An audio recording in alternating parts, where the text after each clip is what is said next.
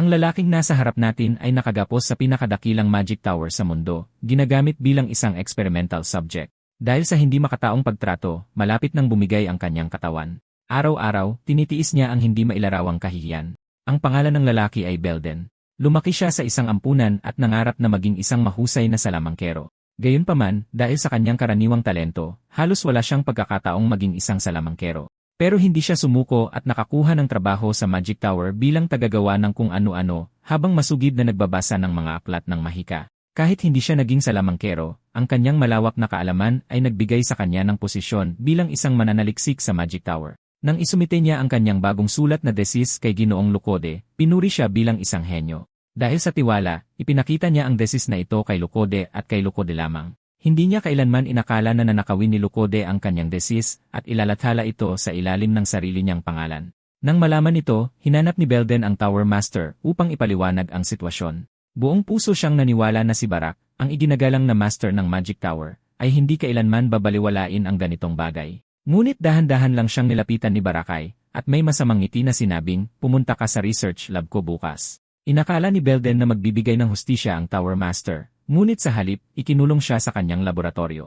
Sa sumunod na 7 taon, ang kanyang buhay ay puro kadiliman, gumagawa ng kung ano-anong trabaho sa umaga. At sa gabi, nagiging isang test subject, tinuturukan ng gamot sa kanyang mga ugat habang inoobserbahan ang reaksyon ng kanyang katawan, gumuguhit ng mga magic circle, gumagawa ng mga bagong potion para patunayan ang epekto nito. Dahan-dahang isinasakripisyo ang kanyang buhay para sa lintik na Magic Tower na ito. Tinakot pa ng Tower Master ang buhay ng mga mahal niya, pinipigilan siyang ilabas ang katotohanan, at ngayon ay tuluyan na siyang nawala ng pag-asa. Oras na para matapos ang lahat. Walang magawa, naalala niya ang kanyang pagkabata. Noon, naghahabulan at naglalaro kasama si Roblin. Nangako sila sa isa't isa na sabay silang magiging pinakamagagaling na salamangkero. Ang pag-iisip nito ngayon ay nagdudulot lamang ng pagsisisi. Kung sanay medyo mas mataas ang aking growth potential, iba kaya ang mga nangyari. Ngayon, tinatanggap ko na dito nagtatapos ang lahat. Sa mga salitang iyon, 2 agos ng maruming luha ang pumatak habang walang magawa siyang naghihintay na matapos ang kanyang buhay. Sa kanyang pagkatulala, narinig niya muli ang nakakainis ngunit pamilyar na tunog, ang tunog na kasama ng bawat eksperimento. Yung langgam na natapakan hanggang mamatay ng mga experimenter ay kahit papaano'y gumagawa ng ingay. Pagkatapos, isang buong kolonya ng mga langgam ang dumagsa mula sa sulok. Libo-libong mga langgam ang bumuo ng hugis tao at nagsalita. Hindi pa tapos, di ba? Para sa kaligtasan at paghihiganti, magpatuloy ka lang gaano man kahirap. Magkakaroon ka ng bagong buhay. Magkakaroon ka ng napakalaking kapangyarihan na hihigit sa lahat ng limitasyon. Nang marinig ito, ikinuyom ni Belden ang kanyang kamao. Ang talim ng paghihiganti na inihanda ko sa nakalipas na 7 taon, oras na para hasain ito. Basta't malutas ko ang huling palaisipan na hindi ko pa nababasag, malalampasan ko ang aking likas na limitasyon at makakamit ang isang walang katulad na physical reconstruction. Bukas, lalampasan ko ang aking mga limitasyon. Habang nagsasalita siya, isang gintong liwanag ang lumitaw sa mga kamay ni Belden. Napabuntong hininga si Belden sa pagkamangha. Ang teoryang ito na lumalaban sa langit na desperado kong gusto, hindi ko akalaing mabubuo ko ito pagkatapos kong tanggapin ang kamatayan. Ngayon, para patunayan ang aking pinakahuling teorya, kahit na madurog ang katawan kong hindi kayang gumamit ng mahika, kailangan kong subukan. Bukas ng gabi, babawiin ko ang aking kalayaan. Matapos ang mahabang gabi, sa wakas ay dumating na ang araw para isagawa ni Belden ang kanyang plano. Ang blonding bantay ay sanay na binuksan ang pinto at sumigaw sa loob, "Hoy, basura! Oras na para linisin ang Potion Research Lab. Huwag kang tumayo dyan na parang tanga. Takpan mo agad ang mga sugat mo, walang kwentang bagay." Tahimik na sumunod si Belden at lumabas na may mabibigat na hakbang. Habang nililinis niya ang mga kagamitan sa laboratorio, bigla siyang nakarinig ng boses sa kanyang likuran. "Mag-isa ka lang bang nag-aayos?" Si Roblin pala. Dahan-dahang umiti ang babae sa kanya. Sabi niya gusto niyang magpaalam sa kanyang kaibigan bago umalis. Pinilit ni Belden na ngumiti. "Mag-aaral ka sa ibang bansa sa magical capital ng Wilenda. Tama, isang pambihirang pagkakataon yan. Binabati kita. Mag-ingat ka sa iyong paglalakbay." Tumingin ng seryoso ang babae sa kanya at inilahad ang kanyang kamay. "Belden, nananatili pa rin ang alok ko. Sumama ka sa akin. Doon, hindi ka babantain o pahihirapan at walang mga tangang mambabastos sa'yo." At biglang namula ang babae. "Gusto ko lang ng kausap. Huwag mong bigyan ng ibang kahulugan." Pero ang sagot na nakuha niya ay, "Roblin, kailangan kong manatili dito." Nag-atubili si Roblin, ngunit sa huli ay nirespeto ang kanyang desisyon. Pinanood ni Belden ang kanyang karwahe na papalayo. "Roblin, wala kang alam. Hindi mo alam kung anong nangyari dito o kung ano ang tiniis ko sa lahat ng oras na ito, pero masaya akong hindi ka madadamay sa plano ko. Ngayon ang taunang pagdiriwang ng Magic Tower, isa sa mga pinakatanyag na araw ng paggunita sa mundo. Pagkatapos magsimula ang pagdiriwang, ang mga mataas na ranggong salamangkero ay pupunta sa mga malalaking lungsod, iiwan lamang ang mga mababang ranggong salamangkero sa tower. Kumatok si Belden sa pinto. Ipinaliwanag niya na kailangan niyang linisin ang treasury at pinayagan siya. Sige na, ikaw na walang modong tanga. Huwag ka lang makabasag ng kahit ano. Ang unang ginawa ni Belden pagpasok sa treasury ay paganahin ang isang artifact. Isang mahinang lilang ilaw ang lumitaw. Inihiwalay ng artifact ang lahat ng tunog. Mabuti. Ngayon, tunay na itong magsisimula. Dahan-dahan siyang bumaba sa hagdan, at sa wakas ay huminto sa harap ng isang artifact.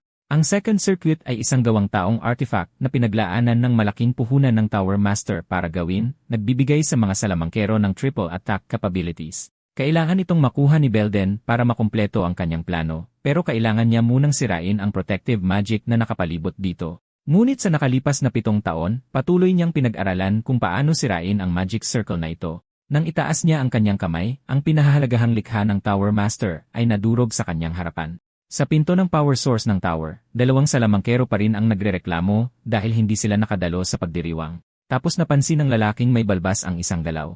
Ano yon? Si Belden lang pala. Kumuha ka pa ng alak para sa amin. Nagtawanan at nagbiruan ng dalawa, tuluyang binaliwala si Belden habang tumatalikod ito. Dumilim ang ekspresyon ni Belden. Kuminang ng asul ang second circuit sa kanyang kamay. Nanigas sa takot ang lalaking may berdeng buhok dahil ang lalaking may balbas na nagyayabang kanina lang ay biglang napugutan ng ulo. Nagulat siya at mabilis na lumingon. Belden, nababaliw ka na ba? Malamig na sumagot si Belden, mukhang hindi ka talaga handa. Naggalit ang mga ngipin ng lalaking berdeng buhok. Hamak na nilalang, naglakas loob kang umatake sa isang salamangkero. Hayaan mong gisingin kita sa katotohanan. Third level magic wave, nanatiling kalmado si Belden at mahinahong sinabi. Third level magic earth sphere. Isang malaking bato ang tumagos sa tubig at brutal na tumusok sa katawan ng lalaking berdeng buhok. Habang nakatitig siya ng hindi makapaniwala, itinutok ni Belden ang artifact direkta sa kanya. Kaya hindi dapat sinusubukan ang pasensya ng mga tao, kayo man o ang toreng ito. Matapos silang asikasuhin, itinulak ni Belden ang pinto. Ito ang unang beses niyang nakita ang pinagmumulan ng kapangyarihan ng tore mula sa anggulong ito, isang malaking lilang puso. Inalis niya ang kanyang damit, naghahanda na gamitin ang enerhiya ng power source para isagawa ang kanyang plano. Bagamat ang kabiguan ay nangangahulugan ng isang ditiyak na kapalaran, paano niya malalaman kung hindi susubukan? Tumayo siya sa magic circle, hawak ang artifact. Handa na ang lahat ng pinagana ni Belden ang kanyang kapangyarihang mahika. Ang buong tor ay agad na binalot ng asul na liwanag. Lalong lumakas ang enerhiya hanggang sa pumailan ng ito sa kalangitan na nagpaningning sa buong gabi. Maging ang Tower Master na nakaupo sa kanyang karwahe ay nagulat. Ito ang mahika ng power source. Galit siyang lumingon. May lumusob ba sa tor ko? Matapos ang isang malakas na pagsabog, napuno ng usok ang hangin. Nahirapan si Belden na umahon mula sa mga guho.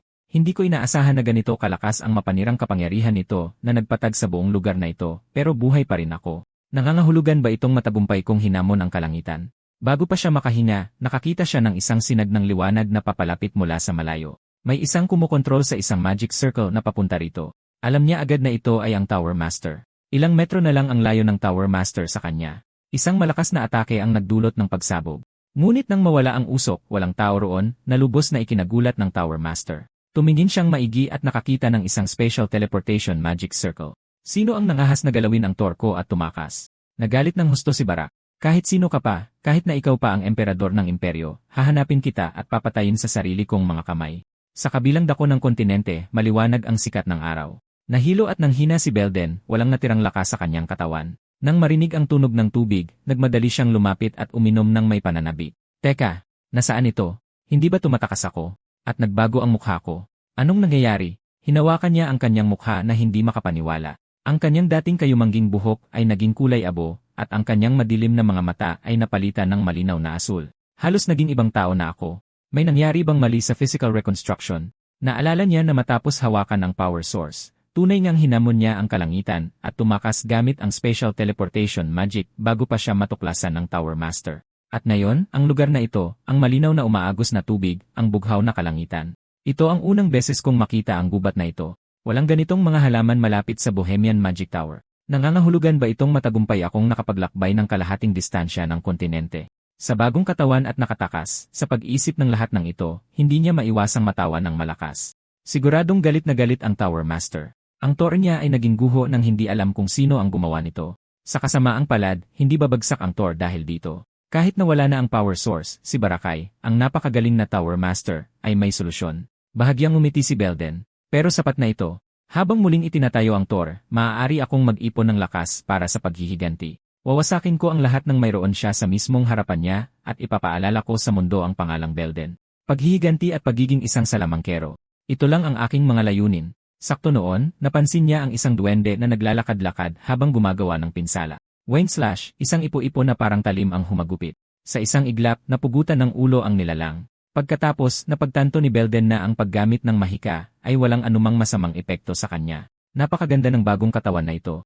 Kapangyarihang mahika na higit sa normal na antas. Kung ang mga duwende ay hayagang naglalakad-lakad dito, ibig sabihin malayo pa ang ngayon. Napansin ni Belden ang mga bakas ng gulong ng karwahe sa lupa at ang ball na sinisira ng duwende. Nahulog ba ito dahil sa sobrang bilis ng takbo ng karwahe? Pinagana niya ang kanyang magic sensing para mahanap ang may-ari ng bagahe. Naramdaman niya ang isang karwahe na humaharurot ng mabilis. Mga hangal na kabayo, bilisan niyo ang takbo. Ngunit kahit ganoon, natuklasan niyang wala ng daan sa unahan. Nakasalubong niya ang mga natirang bandido na kamakailan lang nasupil habang dumadaan sa gubat. Ang mga mersenaryong inupahan niya ay nagsabing ayaw nilang mamatay at tumakas. Pagkatapos, sa kanyang kamalasan, nakatagpo siya ng mga nakakatakot na mababangis na half-orsi. Sa isang swerte, naglaban ang mga bandido at half-orsi na nagbigay daan sa kanya para makatakas. Sige na, bilisan niyo mga hangal na kabayo. Sa kanyang pagmamadali, sumabit ang gulong ng karwahe sa ugat ng puno at agad itong tumaob. Tumilapon siya mula sa karwahe at nabalian ng likod. Mas malala pa, may mga kumikinang na mata sa gubat na nakatitig sa kanya. Ito ang grupo ng mga half-orcs. Nanginginig sa takot ang binata, pinagsisisihan na hindi siya pumili ng magandang araw para maglakbay. Habang sabay-sabay na sumusugod sa kanya ang mga half-orcs, malinaw na ito ay isang nakamamatay na sitwasyon. Isang pader na lupa ang nabuo na pumalibot sa kanya. Nakatayo si Belden sa itaas bagamat nakalimutan niyang magbukas ng butas para sa hangin. Pero hanggat malulutas ko ito bago siya masuffocate, ayos lang siguro. Nag-ipon siya ng nagbabagang apoy sa kanyang kamay. Ito ang una kong tunay na laban. Halika. Ang dami na ito ay perpekto para subukan ang aking mga kakayahan. Bahagyang iwinagayway ni Belden ang kanyang kamay, at ang mga apoy ay lumipad na parang mga palaso patungo sa mga duwende. Sa isang iglap, nagkagulo sila at nagsitakbuhan sa iba't ibang direksyon, habang ang malaking half-orcs ay patuloy na nag-uutos sa mga natitirang duwende na sumugod kay Belden. Nanatiling kalmado si Belden, bumubuo ng parehong fire at wind magic circles sa kanyang mga kamay. Isang puwersa ang bumagsak sa mga ulo ng mga duwende na lumikha ng sunod-sunod na malalakas na pagsabog. Hindi nagtagal, ang buong grupo ng mga duwende ay nasunog at naging uling. Pagkatapos ay nagpatawag siya ng ulan para apulahin ang apoy na mangha sa sarili niyang pambihirang kapangyarihan. Nang ililigtas na sana niya ang kutsero na natabunan sa lupa, isang duwende ang lumitaw sa likuran niya para sa isang patagong pag-atake. Mabuti na lang, mabilis na kumilos si Belden. Isang hiwa ng hangin ang pumugot sa ulo nito. Lumipat ang eksena sa karwahe kung saan desperadong nagpapasalamat ang kutsero kay Belden. Paano ko masusuklian ang kabutihang ito? Sabi ni Belden, dapat mong tingnan ang daan. Kung hindi, tataob na naman ang karwahe. Tinanong niya ang kutsero kung karaniwan ba ang mga bandido sa lugar na ito. Karaniwan, kung saan may mga demihuman, bihira ang mga bandido. Ipinaliwanag ng kutsero na ito ang unang beses niyang makasagupa ng mga ito. Ang lugar na ito ay sakop ng teritoryo ni Baron Piet. Kilala ko ang Panginoon mula pa pagkabata. Madalas kaming magsulatan. Sinabi niyang kamakailan lang ay pinuksan niya ang ilang mga bandido. Natigilan si Belden. Ito ang teritoryo ni Baron Piet, ibig sabihin nagtagumpay ang aking special teleportation. Kahit na nagbago ang aking anyo at katawan, baka matunton pa rin ako ng Bohemian Magic Tower. Dahil dito, nagpasya siyang itago ang kanyang tunay na pagkatao. Umiti siya at nagpakilala sa kutsero. Ang pangalan ko ay Asher. Matapos ang matinding kaguluhan, nakarating din sila sa kastilyo ni Lord Piet noong gabing iyon. Nagulat si Baron Piet. Conrad, matagal ka naming hindi nakita. Bakit ka pumayat? Napakamot ng ulo si Conrad sa hiya, marahil dahil sa pag-iwas sa lahat ng half-orcs na iyon. Agad siyang inalo ni Baron Piet. Kasalanan ko ang lahat. Mga bandido at mga demihuman. Pagkatapos ay napansin niya si Belden. Siya ang tagapagligtas ng kaibigan ko. Kailangan kong magpakita ng tamang pasasalamat. Lumipat ang eksena kay Belden na nagpapasalamat kay Lord Piet. Salamat sa pagbibigay sa akin ng damit, pagkain, at matutuluyan. Nag-utos si Lord Piet na maghanda ng isang piging. Naghanda ako ng 5 milyon elks. Humingi ka lang kapag kailangan mo.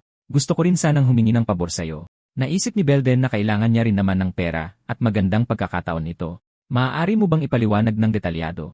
Ipinaliwanag ng baron na ilang araw na ang nakalipas, may ilang bangkay na nakabitin ang lumitaw sa timog na kagubatan, lahat ay mga taga Nayon.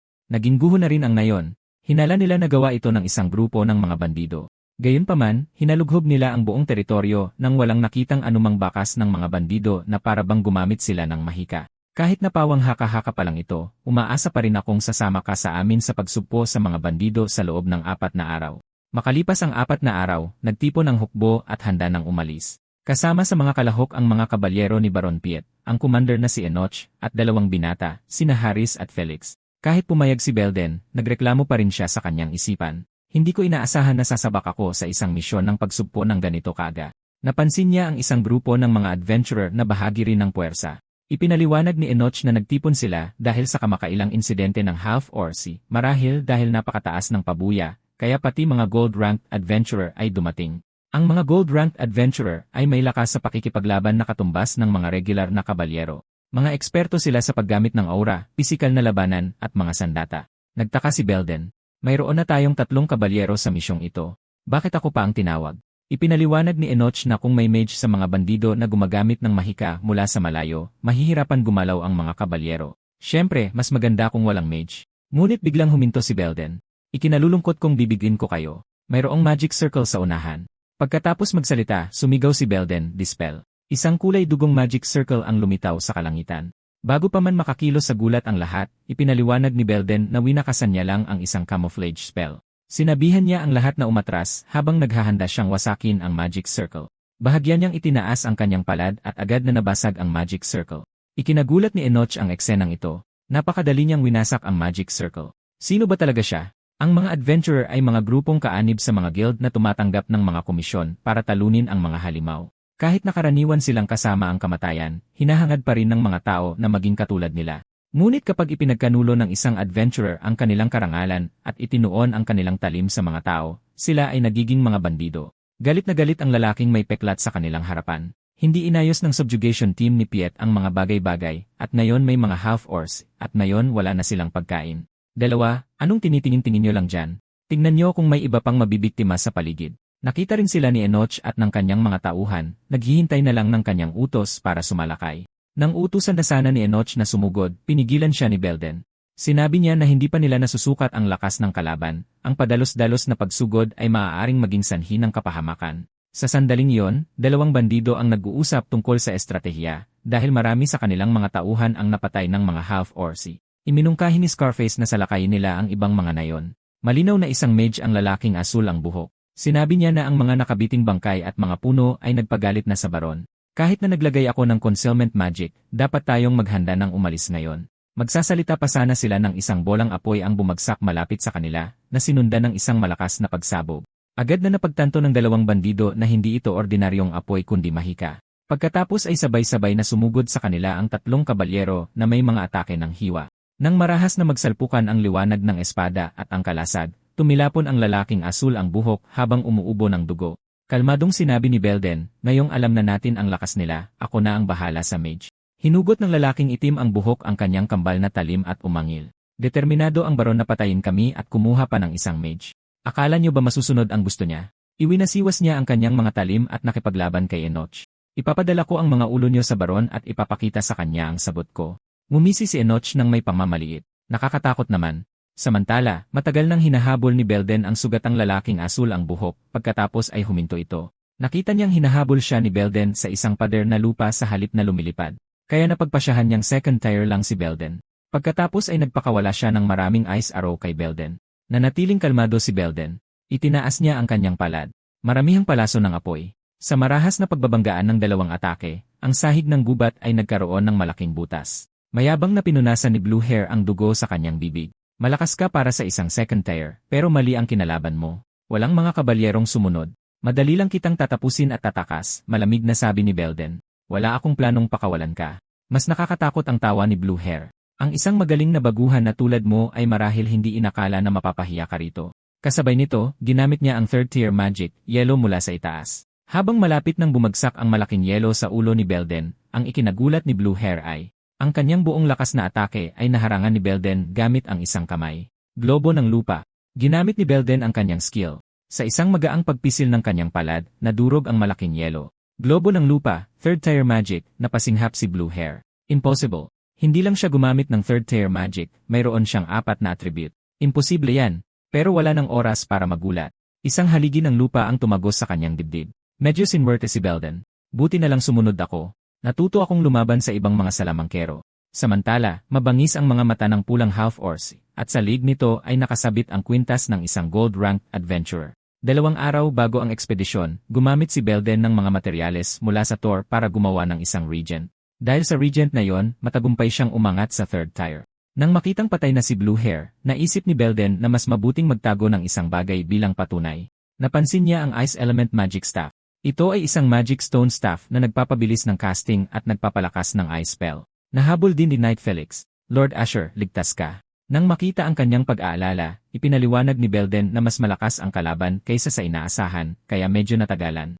Pagkatapos ay nagtanong siya kung paano hinahawakan ang mga samsam mula sa mga bandido. Sumagot si Felix, sabi ng Lord, kung may makita kang gusto mo sa mga samsam, malaya kang pumili. Naantig si Belden, kung gayon, kukunin ko ang magic staff. Samantala, naaresto na ni Knight Enoch ang lahat ng bandido. Nagulat si Scarface nang mabalitaan ang pagkamatay ni Blue Hair. Paanong nangyari yon? Lihim siyang dumampot ng maliit na kutsilyo mula sa likuran. Hindi ako pwedeng mahuli at dalhin pabalik sa teritoryo. Marami pa akong kailangang gawin. Susugal ako. Iwinasiwas niya ang kutsilyo na nagpaatras sa ilang sundalo. Pagkatapos, walang pag-aalinlangan siyang sumugod kay Enoch. Alam niyang sa pagkamatay ng salamangkero, wala nang paraan para makalusot sa pagkubkob. Kaya binalak niyang patayin ang kabalyero, nakawin ang kabayo nito, at tumakas. Pero tumabi lang si Enoch, at pagkatapos ay itinapon ang kanyang espada. Habang gulat na nanonood si Scarface, hinawakan siya ni Enoch sa kwelyo at marahas na ibinato. Muling napasuko, galit na nagprotesta si Scarface. Itinapon mo pa ang iyong espada. Wala ka bang karangalan bilang kabalyero? Nang marinig ito, umisi si Enoch ng mapanukso, habang binubunot ang kanyang maikling espada. Ang karangalan ay para lang sa mga buhay, mahal na bandido. Kasabay nito, pinugutan si Scarface. Nagsimulang humingi ng paumanhin si Enoch kay Belden. Paumanhin at nasaksihan mo ang ganitong hindi kaaya-ayang tanawin. Pagkatapos ay inutos niya ang pagbabalik kasama ang mga sundalong nag-escort sa lahat ng bandido. Isang kriminal ang nagpumiglas na tumakas. Ayokong ibalik. Ayokong mamatay. Nang susugod na sana ang kabalyero para habulin siya, pinigilan siya ni Belden. Sandali. May hindi tama. Patuloy na mga panaghoy at sigaw ng tulong ang umalingaw-ngaw mula sa gubat. Pagkatapos, naamoy ang matapang na amoy ng dugo mula sa kakahuyan. Gumulong sa lupa ang ulo ng tumatakas na bandido. Naging handa ang lahat. Mukha itong half-orc. Mukhang nabigo ang mga adventurer sa pagsupil dito. Ganyan kalaki, half-orc ba talaga yan? Naramdaman ni Belden na may higit sa isang demihuman sa malapit. Ibig sabihin ito ang pinuno ng mga demihuman. Kumpara sa mga naunang demihuman, mukhang nakumpleto na nila ang isang ebolusyon. Itinuro ng pulang demihuman ang harapan at sumugod ang mga goblin.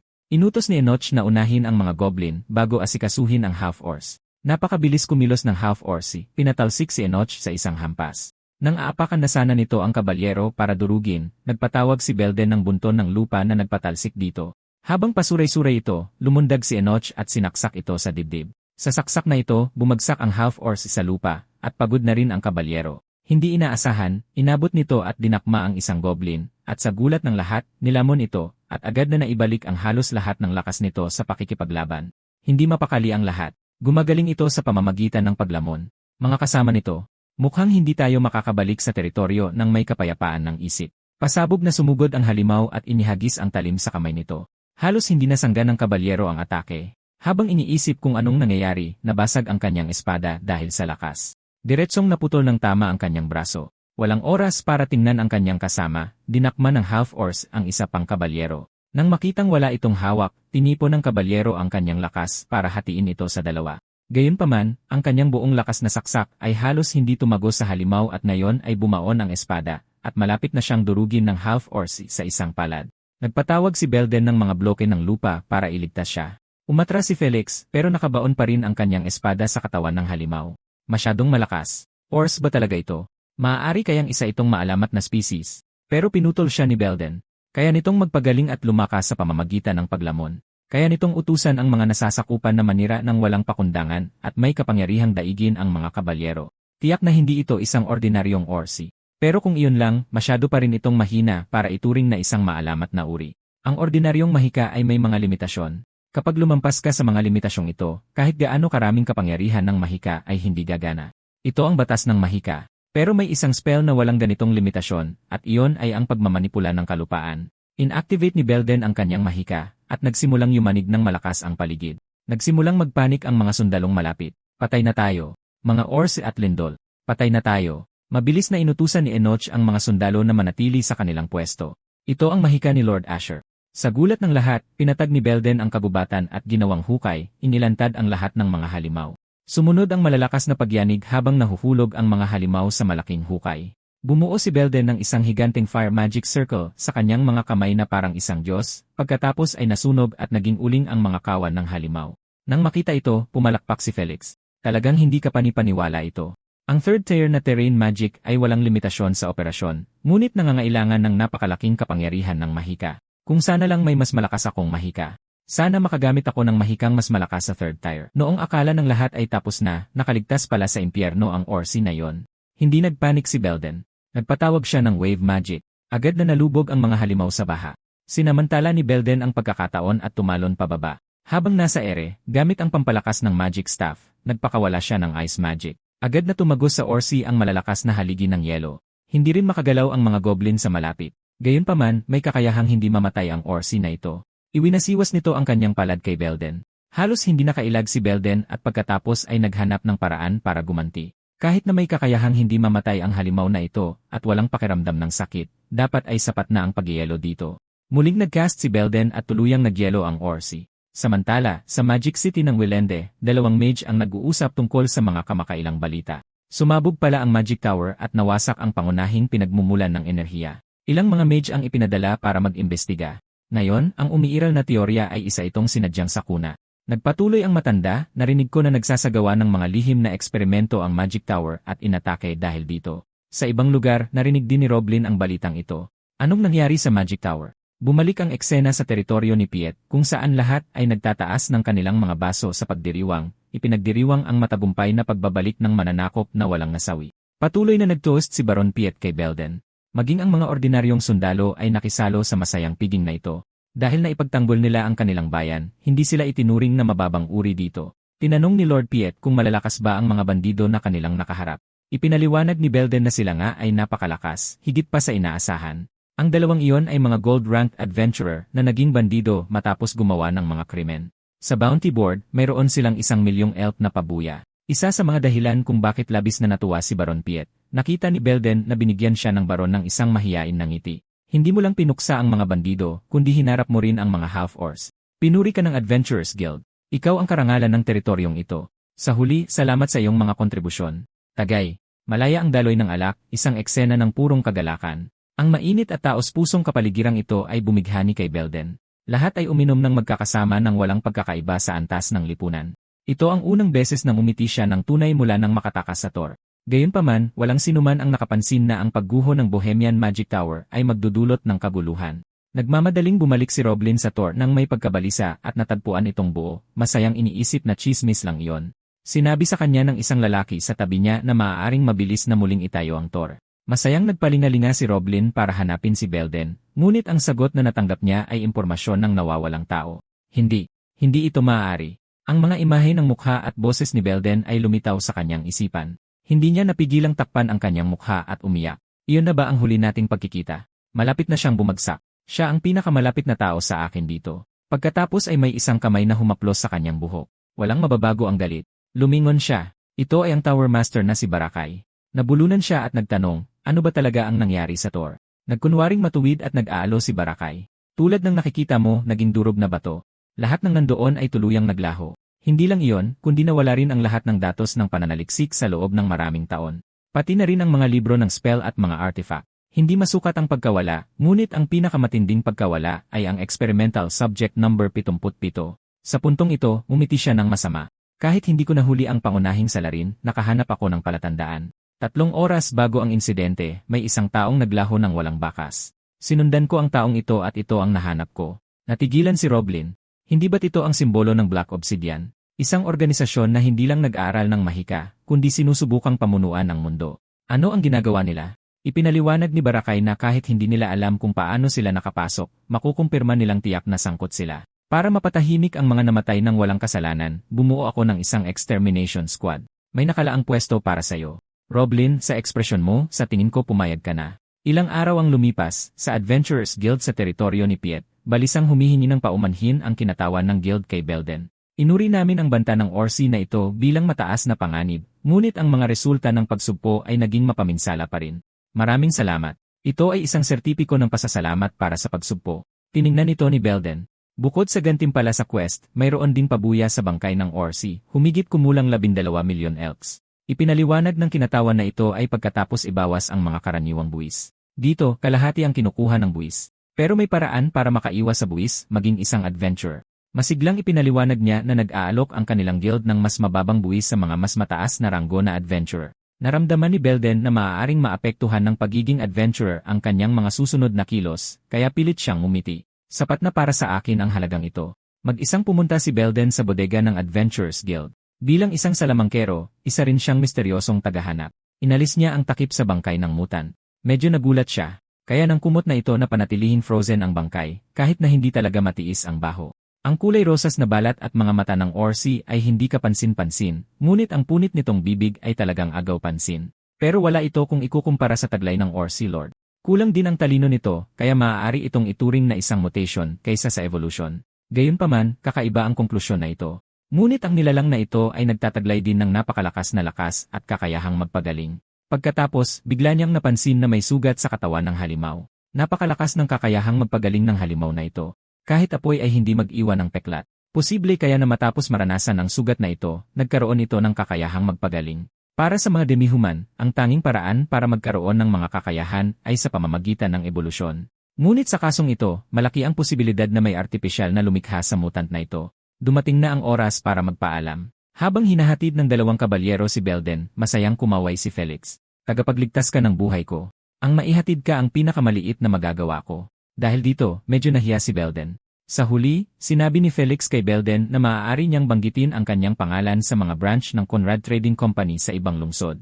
Sa isang iglap, dumating siya sa isang nayon sa pagitan ng teritoryo ni Piet at teritoryo ni Count Master. Tiningnan ni Belden ang mapa. Ito pala ang nag-iisang nayon sa pagitan ng lungsod at teritoryo ng Count. Kung magpapahinga ako dito ngayong gabi at pupunta sa lungsod bukas, sakto ang tiyempo. Narinig niya ang dalawang malalaking lalaki na nag-uusap tungkol sa tila kapaki-pakinabang na impormasyon, kaya ginamit niya ang Windear Magic para makinig. Sa anumang kaso, ang problema ay nasa mga goblin. Hindi lang nila kinain ang aming mga alagang hayop, kinailangan pa naming magbayad ng malaki para umupa ng mga adventurer. Nagulat si Belden. May mga goblin na lumitaw sa malapit. Ang mga goblin ay parang mga peste. Nagsisimula sila sa maliliit na kalokohan, pero kapag dumami na sila, magnanakaw at sasalakay na sila sa mga nayon. Nang marinig ito, aalis na sana si Belden, ngunit narinig niya silang misteryosong nag-uusap tungkol sa mga halimaw. Napukaw ang kuryosidad ni Belden. Ilang araw na ang nakalipas, pumunta si James para tingnan ang mga bitag na inilagay niya sa gubat. Pagkatapos ay nakarinig siya ng pag-ik ng isang baboy ramo, kaya lumingon siya. Isang punit ang bibig na goblin na mas malaki pa sa Orsi ang lumalamon sa baboy ramo. Mas malaki sa isang Orsi. Posible ba yon? Hinaan mo ang boses mo. Kung maririnig ng mga adventurer, mas malaki ang sisingilin nila. Naisip ni Belden, kaya pala isang troll na may punit na bibig. Isang hindi inaasahang pagkatuklas. Mukhang hindi talaga ito nagkataon lang. Makalipas ang ilang oras sa gubat, nangangaso ng mga goblin ang mga silver-ranked adventurer. Sila sina Milne at Rock. Nag-aasaran ang dalawa habang pinapaalalahanan sila ng kanilang kasama na nasa misyon sila. Nakarating sila sa isang kuweba na tila pugad ng mga goblin. Ipinaliwanag ng babaeng leader ng mga adventurer na maaaring may mas mataas na uri sa loob, ngunit ang maingat na pag-obserba sa lugar ang magpapanatili sa kanilang kaligtasan. Una, pagkapasok sa kuweba, sirain ang lahat ng mga babala at totem. Ginamit ng babaeng may bughaw na buhok ang mahika, na nagbigay sa lahat ng paningin sa dilim. Umalis na ang mga adventurer at pumasok sa kuweba. Sa loob ng kuweba, isang grupo ng mga goblin ang yumuyuko sa harap ng tumpok ng mga kalansay. Bigla na lang, isang kumikinang na palaso ang tumagos diretsyo sa kanilang mga ulo. Biglang lumitaw ang mga adventurer. Sa isang iglap, napatay nila ang ilang maliliit na goblin. Bigla silang nakarinig ng isang nakakatakot na tunog. Iminungkahi ng babaeng blonde na baka maliit na implang iyon at siya na ang mag-espiya sa unahan. Gayunpaman, nang sumulong siya, natulala siya sa tanawing nasa harap niya na nagpapakita ng matinding takot. Isang napakalaking goblin ang lumalamon sa sarili nitong uri. Sa ilalim ng madilim na anino, lahat ay nakaramdam ng kilabot sa kanilang mga likod. Mutant ba ang troll? Walang nabanggit na ganito sa deskripsyon ng misyon. Agad silang bumuo ng plano sa laban. Atakehin ni Milne ang mga mata nito, habang bibili ng oras sina Venger at Milne. Sinamantala ang pagkagulat nito, pinana ni Milne ang mata ng halimaw. Epektibo ang atake. Tumalsik ang dugo mula sa goblin. Pagkatapos ay agad na sumugod ang dalawang lalaki. Itinaas ng isa ang kanyang kalasad para harangin ang atake. Inihampas ng isa ang kanyang espada sa leeg ng goblin. Pero hindi gaanong epektibo ang pag-ataking ito. Dinakma siya ng goblin. Natapos na ng babaeng may bughaw na buhok ang pag-ipon ng kanyang mahika, at malalaking sinag ng liwanag ang tumama sa goblin.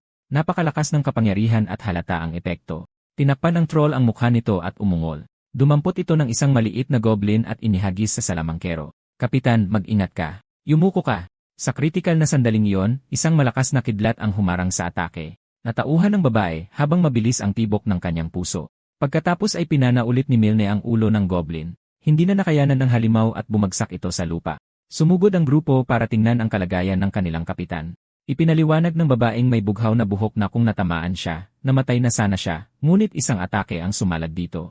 Sa anumang kaso, natapos natin ang misyon ng walang nasaktan. Bumalik na tayo ngayon. Sa likuran nila, bahagyang umiti si Belden. Sa kabutihang palad, hindi nangyari ang pinakamasama. At sa kabutihang palad, sinundan ko sila at nasaksihan ang isa pang sample mula sa laboratorio. Parehong mayroong parang payasong punit na bibig ang dalawang experimental subject na nakaharap ko.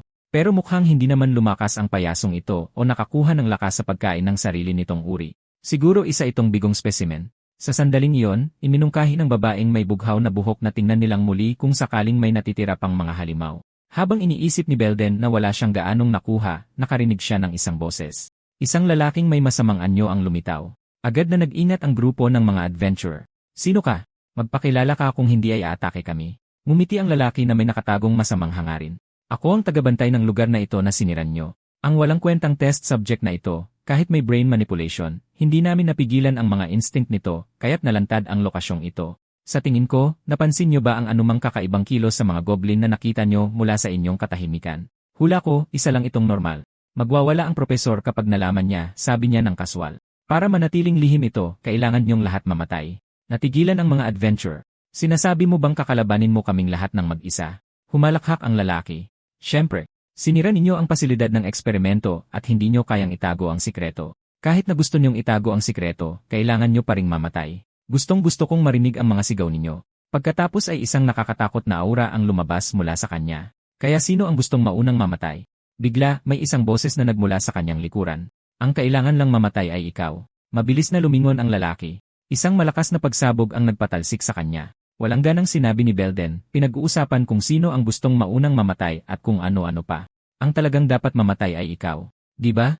Hindi niya binalak na makialam, ngunit isinasaalang-alang na ang grupo sa likod niya ay maaaring tuluyang mapuksa ng lalaking ito. At kababanggit niya lang na ang goblin ay isang experimental subject. Binanggit ang isang tinatawag na propesor sa likod ng lahat, walang dudang may kaugnayan ito sa mga payaso. Naggalit ang mga ngipin ng lalaking nasira ang mga plano. Sino ka? Nag-ipon ng mahika si Belden sa kanyang mga kamay. Sa tingin ko, hindi ko obligasyong sagutin yan. Tumayo ang lalaki. CJ, mamamatay ka na rin naman. Sumugod siya kay Belden gamit ang kanyang espada. Bahagyang itinaas ni Belden ang kanyang magic staff, maraming palaso ng apoy, ngunit hinarang ng lalaki ang atake gamit ang kanyang espada. Nang makita ang kanyang mabangis na pagsugod, gumamit si Belden ng isang panangga para harangin ang espada. Hindi inaasahan, agad na nabasag ang panangga. Kinailangan niyang gumamit ng shockwave para maitulak pabalik ang lalaki. Maging si Belden ay pinagpawisan sa bilis ng lalaki. Kinailangan niyang baguhin ang kanyang diskarte sa pag-atake. Pinuri rin ng lalaki si Belden. Paggamit ng 3 spell ng sunod-sunod, hindi ko masabi kung anong tier ka. Kailangan kong bilisan. Tignan natin kung paano mo ito haharapin. Naglagay si Belden ng mga magic circle para sa mga skill ng hangin at yelo. Tumama ang mga ice spike sa lalaki sa napakabilis na tulin. Ang lalaki ay desperadong umiwas lang gamit ang 2 elemental circle ng sabay, tunay na kahanga-hanga. Ngunit sumugod siyang muli, gamit ang kanyang bilis upang lumitaw sa likod ni Belden. Napakabilis ng patagong atake na ito, ngunit nagawa pa ring iwasan ni Belden. Nagulat ang lahat sa eksenang ito. Paanong nagkaroon ng ganoong bilis ang isang salamangkero? Bago pa makabawi ang lalaki sa kanyang pagkagulat, isang bola ng apoy ang muling nagpatalsik sa kanya. Nanukso ang lalaki, hindi ba't ito lang ang karaniwang taktika ng salamangkero na magkunwaring may butas para painan ako? Seryosong sinabi ni Belden, kung hindi gagana ang mga patibong, lalaban ako na parang isang tunay na salamangkero. Pagkatapos, kasabay ng sigaw ng babaeng may asul na buhok, sa gitna ng malalakas na pagyanig, nagsimulang tumaas ang lupa sa ilalim ng kanilang mga paa. Natauhan ng babae na hindi makapaniwala. Ang terrain manipulation magic ay kumukonsumo ng napakalaking kapangyarihan, pero ginagamit niya ito sa aktwal na laban. Sabay na paggamit ng malalaking spell, siguradong napakarami ng kanyang magic power. Ngunit hindi pa ako nakakita ng ganoong tao noon. Bahagyang tumawa ang lalaking may itim na buhok. Sinasabi mong lalaban ng maayos, pero nagtatago ka sa napakataas na lugar. Anong klaseng laban yan? Ngunit bigla niyang napansin na itinaas din ang grupo ng mga adventurer, at ang yelo sa ilalim ng kanyang mga paa ay tinutunaw ng apoy. Nagkaroon siya ng masamang kutob. Bahagyang itinaas ni Belden ang kanyang palad habang nag-ipon ng kidlat sa kanyang kamay. Isang malakas na kidlat ang tumama diretsyo sa kanya. Ang mahika ng kidlat ay advanced at makapangyarihan. Kahit sa mga propesor ng akademya, ilan lang ang kayang gumamit nito. Sompain, sino ka ba talaga? Muling gumamit ng spell si Belden. Mga apoy, malalaking bato, at alon ay bumagsak lahat sa kanya. Habang nagsasanib ang mahika, isang malakas na pagsabog ang tumabon sa buong kuweba. Habang humuhupa ang alikabok, dahan-dahang bumaba si Belden. May itatanong ako sa'yo. Sa teritoryo ni Piet kanina, may isang Orsi na katulad ng goblin na ito. Lahat ba sila ay konektado sa propesor na yon? Nanginginig na sumagot ang lalaki. Akala ko ligtas doon. Ikaw ang utak sa pagpatay dito, hindi ba? Galing ka ba sa ARC? Natigilan si Belden at tinanong kung nasaan ang propesor. Alam ng lalaki na mapanganib ang paghahanap sa propesor. Ang propesor ay pagkatapos, sa bilis ng kidlat, iniluwa niya ang isang nakatagong sandata mula sa kanyang bibig. Ang mumurahing panlilinlang na ito ay walang epekto kay Belden. Kaya yan ang sagot mo, kasabay ng sigaw ng lalaki. Nagpakita si Belden ng bahagyang panghihinayang. Akala ko nakahanap ako ng mga pahiwatig, ngunit nasayang lang ang pagod. Tumingin siya sa mga adventure. May mga kailangan pa akong gawin. Mula ngayon, kailangan niyong sundin ang mga utos ko. Ngunit ang hiling niya lang ay makakuha ng mas malaking kabayaran mula sa pinuno ng ngayon. Naglabas ng bayad si Belden at ibinigay ito sa babaeng may asul na buhok, si Iris. Ito ang komisyon ninyo. Pakihatid niyo ako mula sa nayon na ito papuntang Matres. Kaya sumunod si Belden sa grupo ni Iris patungo sa kanilang destinasyon, habang si Iris ay patuloy na nagtatanong sa kanya tungkol sa mga prinsipyo ng mahika sa daan. Hindi nagtagal, narating ni Belden ang kanyang destinasyon. Naisip niyang maghanap muna ng bangko. Sinabi niya sa adventurer team na kailangan niyang ayusin ang ilang bounty at magbukas ng bank account. Masayang dinala siya ni Iris sa City Hall. Nagulat ang tatlo pang adventurer na makita ang kanilang kapitan na ganoon kalapit kay Belden. Dumating sila sa City Hall na namamahala sa mga bounty. Sa simula, hindi pinapasok si Belden dahil wala pang pagkakakilanlan ang katawan na ito. Sa kabutihang palad, pinayagan siyang pumasok dahil sa garantiya ni Baron Piet. Nang marinig iyon, naglabas si Belden ng recommendation letter mula sa Baron. Ang pinuno ng City Hall ay puro ngiti. Nagbigay siya ng mga regalo at nagpasalamat sa pagtalo sa mga bandido sa teritoryo ni Piet. Sa huli, binigyan pa niya si Belden ng isang identity card. Dahil sa Lee card, matagumpay na nabuksan ang bank account ni Belden. Pinanatili pa rin niya ang kanyang account sa Welenda. Pero dahil sa posibleng paggamit nito para matunton siya ng Tower Master, mas mabuting mag-ingat. Pumunta si Belden sa isang magic shop, naghahandang gawing wand ang kanyang magic stone staff. Kailangan niyang gumugol ng mas maraming oras sa paghahanda ng mga materyales. Makalipas ang ilang araw, natapos ang kanyang magic wand. Pagkaraan ng ilang sandali, pumunta silang dalawa sa library ng Matres. Iminungkahi ni Belden na maghanap ng ilang basic na magic books dito. Kaya lahat ng magic books sa library ay binili ni Belden. Ang kanyang malaking pera at kakaibang kilos ay lubos na ikinagulat nilang dalawa. Si Iris, na ilang oras nang nagbubuhat ng mga libro, ay napahandusay, ngunit ang lalaki sa harap niya ay labis na nakakuha ng kanyang kuryosidad. Nadalaw na ba kita sa lahat ng lugar na gusto mong puntahan ngayon? Kaswa na tumango si Belden. Tama na muna para sa araw na ito. Nagtatakang tinanong ni Iris ang pangalan ni Belden. Ang pangalan ko ay Asher. Tawagin mo na lang ako sa kung ano ang mas madali para sa'yo. Hinampas ng dalaga ang mesa. Kung gayon, tatawagin kitang Ash. Pwede ka ring maging kaswal sa akin. Pagkatapos ay nauutal niyang tinanong ang isang bagay na gusto niyang itanong. Ash, bakit ka nasa kuwebang iyon? Nabigla si Belden. Mahirap ipaliwanag ang tanong na ito pero nakahanap siya ng dahilan. Sinusundan ko ang taong iyon. Naalala ni Iris na tinanong nga ni Belden ang lalaki sa kuweba. Maaari kaya siyang isang misteryosong ahente na sumusubaybay sa isang lihim na organisasyon. Isinara ni Belden ang kanyang libro. Wala akong masyadong nakuha. Oras na para umuwi ngayon. Matapos magpaalam sa dalaga, napaupo siya sa kanyang upuan dahil sa pagod, sa wakas ay tapos na. Hindi lang kayang gamitin ng lalaking ito ang lahat ng elemental magic. Mayroon din siyang hindi masukat na lalim ng magic power. Ang kanyang teorya ay matibay, mas malakas pa kaysa sa maraming propesor sa akademya. Dagdag pa, mayroon siyang gwapong mukha na siguradong sikat. Ang tanging problema lang ay kapag kinakausap mo siya, para siyang panakot-uwak sa sobrang tigas. Habang iniisip ito, namula si Iris. Paulit-ulit na lumalabas ang mukha niya sa isip ko. Anuman, sa lahat ng mage na nakilala ko, si Belden talaga ang pinakatangi-tangi. Nang pabalik na sana siya, isang pagsabog ang umalingaw-ngaw sa di kalayuan. Iyon ang hotel kung saan nanunuluyan si Belden, at isang figura ang lumitaw sa ibabaw ng mga apoy. Ang malakas at nakakatakot na presensya ni Belden ay bumalot sa kalangitan. Hindi pa nagtatagal, sa isang lihim na laboratorio, nag-uusap ang isang lalaking nakaitim at ang propesor. Patay na si Selgin. May mga bakas ng magic attack sa kuweba. Nagalit ang propesor. Nahanap mo na ba ang may sala? Naipaliwanag lang ng lalaking nakaitim na may nakita silang mga palatandaan sa kuweba, kasama na ang mga taong tumanggap ng komisyon ng ngayon. Nainis ang propesor. Nakakadismaya ito. Kaya namatay ang test subject. Lahat ng bakas ng test subject ay tuluyan ng nabura. Malamig na sinabi ng propesor. Kailangan mong hanapin ang salarin na yon, ikaw na walang kwentang basura. Malapit nang matapos ang mga eksperimento. Nahanap na ba tayo ng mga taga-art? Humarap siya sa lalaking nakaitim. Umalis ka. Huwag kang babalik hanggat hindi mo napapatay ang salarin na yon. Samantala, sa panig ni Belden, bumalik siya sa hotel. Nagkubli ang lalaking nakaitim sa isang tagong sulok, naghihintay lang na makatulog si Belden. Bigla niyang napansin na parang sobrang tahimik ng paligid. Buto ng lupa. Sinalakay siya ng malalakas na earth spike. Sa kabutihang palad, halos na iligtas ang kanyang buhay dahil sa napapanahong pag-ilad niya. Naglabas si Belden ng nakakatakot na presyon ng isang Diyos ng kamatayan. Tumakas ang lalaking nakaitim sa gitna ng mga tao. Lintik. Isa siyang ganap na baliw. Diretso lang siyang umatake. Isa siyang third tier mage sa pinakamababa. Kailangan kong tumakbo ng mabilis. Habang tumatakbo ang lalaking nakaitim, nagdulot siya ng kabuluhan. May isang nakakatakot na mage na umaatake. Ngunit nakita ni Belden ang lahat ng ito. Hindi man lang na-trigger ng assassin na ito ang aking alarm. Nagtatago siya ng walang kapintasan, pero iyon mismo ang dahilan kung bakit siya kapansin-pansin. Parang isang itim na butas sa puting papel, isang atake ang eksaktong tumama sa assassin. Labis niya itong ikinagulat. Paano niya ako naramdaman? At nagpapakawala siya ng mga spell nang walang pakialam sa mga sibilyan na masasaktan. Hindi pa ako nakakita ng ganyang halimaw.